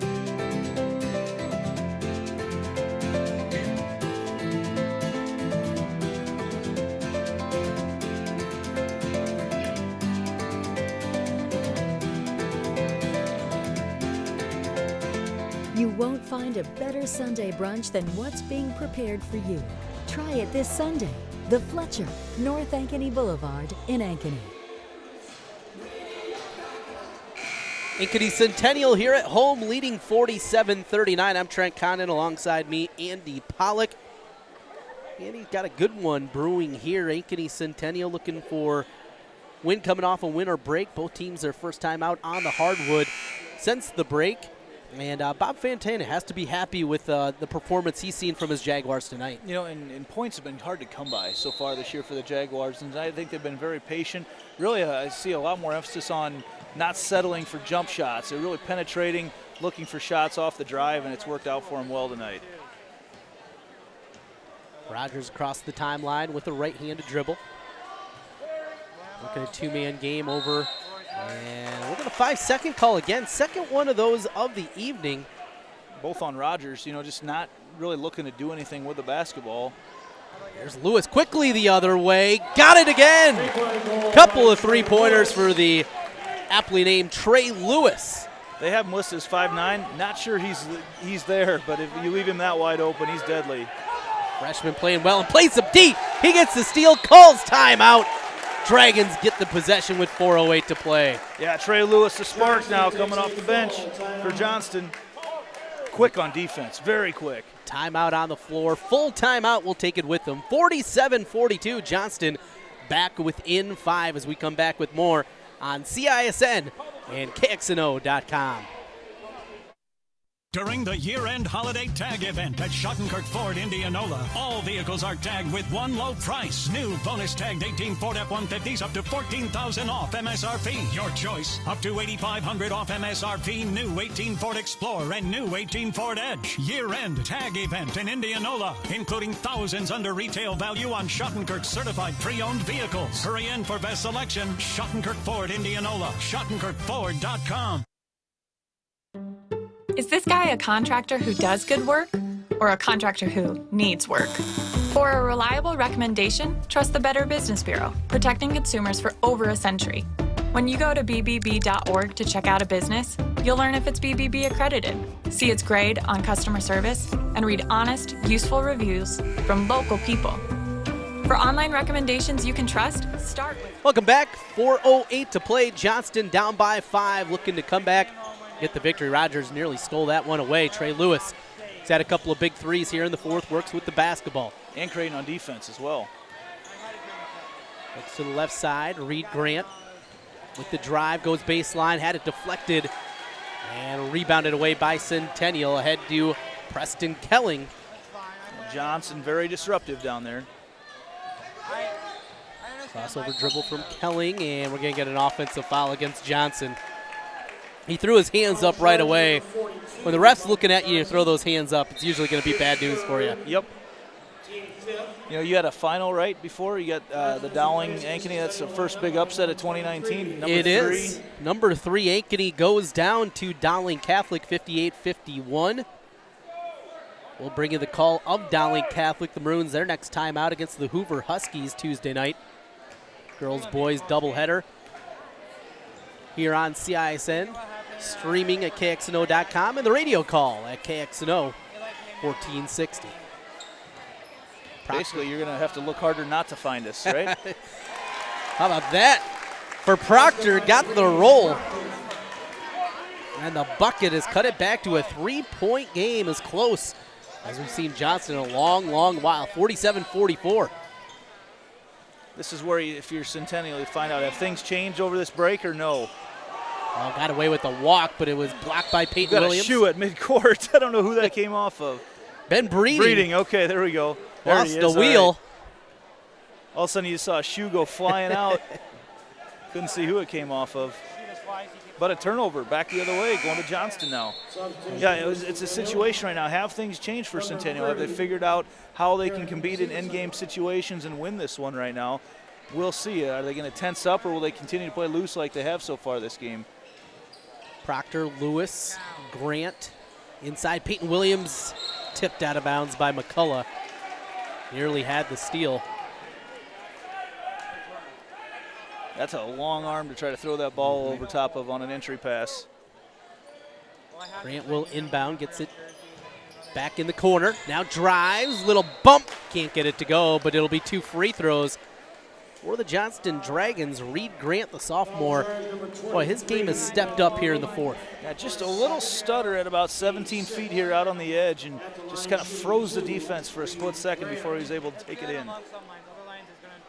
First free throw rolls in. I think he got twice around the rim on that. Breeding will get a break, and Johnson will come back in for the Jags.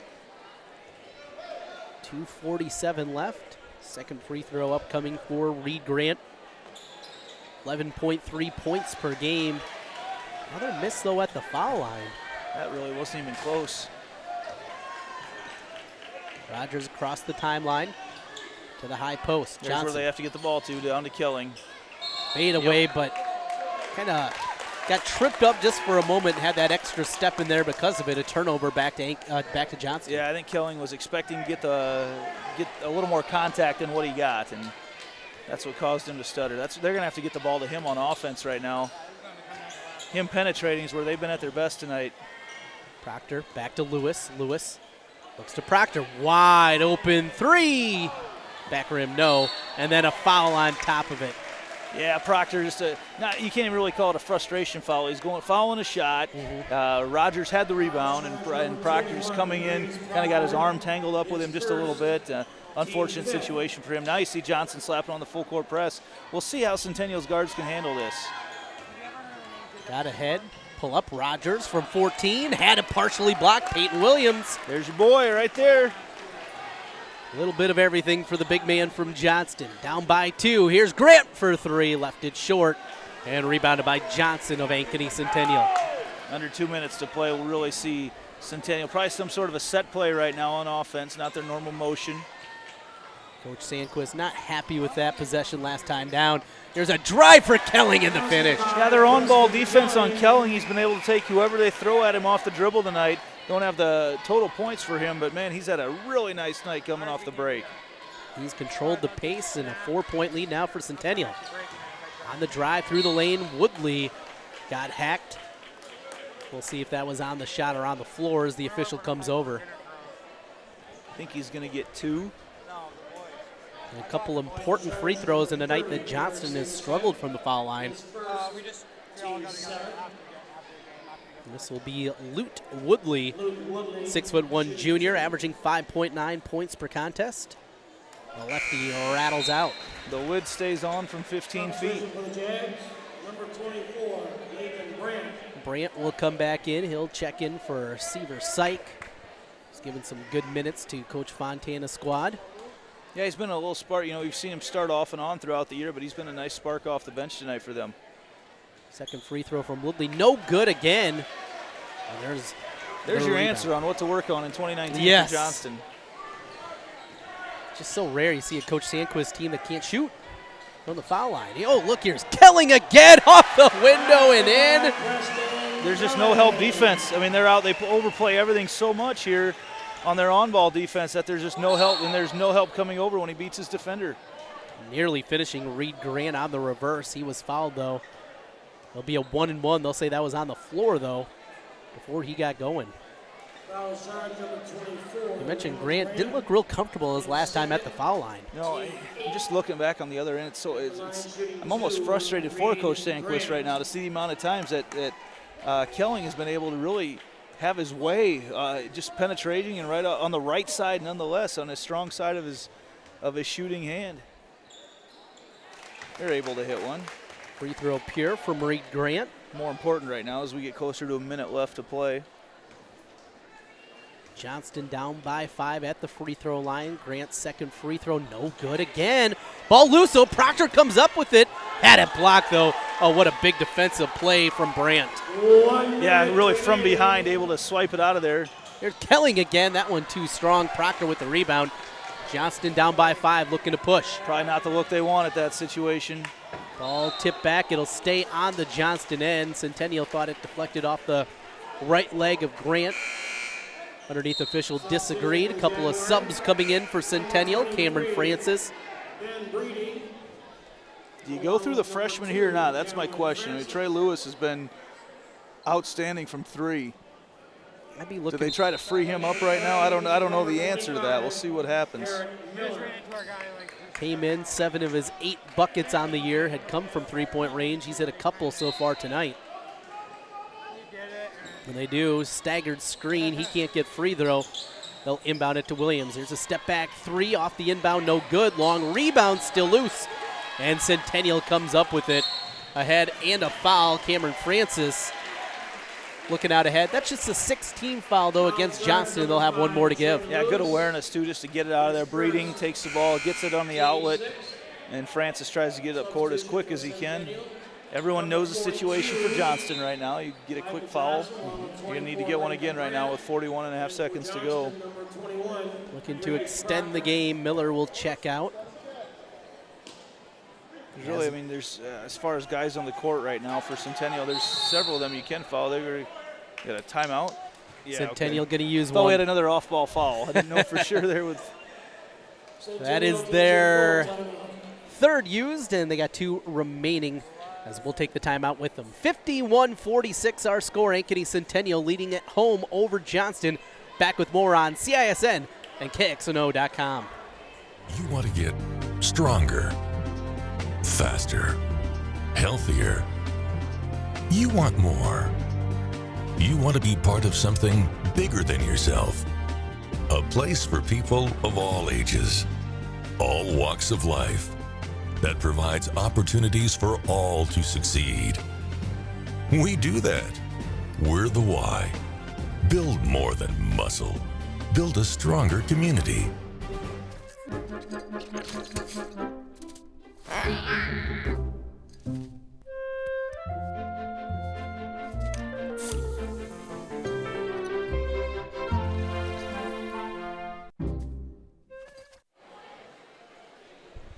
Welcome back again to Ankeny Centennial High School. The Jaguars leading 51-46.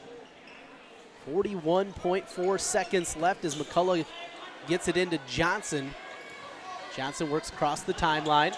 That's a double team, flips it back, but traveled with it right before he flipped it out. He did too. I think he was expecting to get fouled, and there's a lot of guys hacking at him, but the official got it right. I don't think there's any contact. Just took an extra step. So with 35.3 seconds left, an opportunity.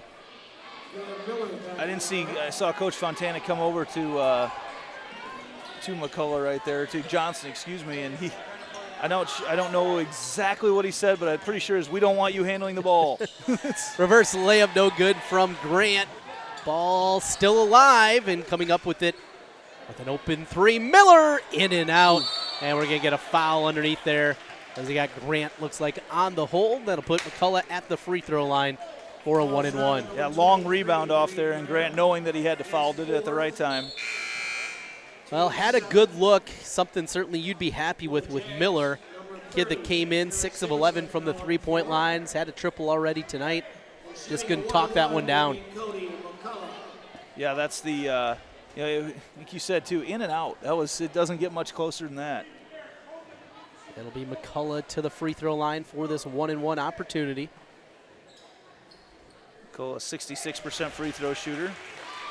And perfect on that one.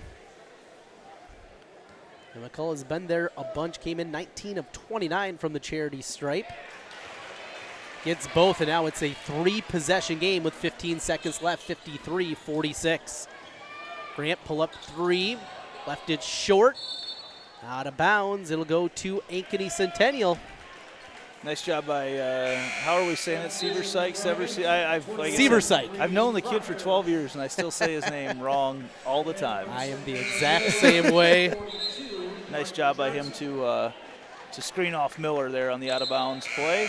Yeah, really, this is a huge win right now for Coach Fontana and his squad tonight. I can't overstate that enough, because the way things ended before the break, it was not looking great for them, but it's a long season, and this is a great start to the second half of the season for them. Hahn and Kapuska going to get a run here in the final seconds for Johnston. They'll let the time tick away. Let this one end out. 53-46, 2019 gets off to a wonderful start. for the Ankeny Centennial Jaguars as they pick up win number 4 on the season. A 7-point victory over the Johnston Dragons. We'll take a timeout here, come back, put a cap on things from Ankeny Centennial High School. The Jaguars winners 53-46. Back with more on CISN.TV. Who believes in competition and good sportsmanship, who knows it's not about the trophies or the medals, but rather the lessons learned. For those who understand, it's not whether you win or lose, just that you give your best. So go ahead, lace them up, take the field, have fun, and play. For the experience, for the memories, for the love of the game. Shields. Fletcher in Ankeny. Words cannot even begin to describe our Sunday brunch.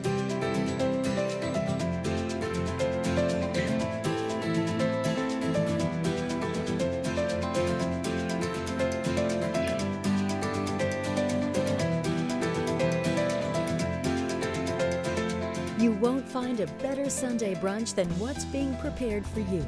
Try it this Sunday. The Fletcher, North Ankeny Boulevard in Ankeny. Hey everyone, this is Dan Holm with Ankeny Fanatic. Be sure to check out our website this fall for the best local high school sports coverage around. Whether you're a Hawk or a Jaguar, we'll be covering everything from cross country, man that dude is fast, to volleyball and everything in between. Well hey Kenna, welcome back. You don't want to miss any of the hard-hitting action. Come visit us at AnkenyFanatic.com.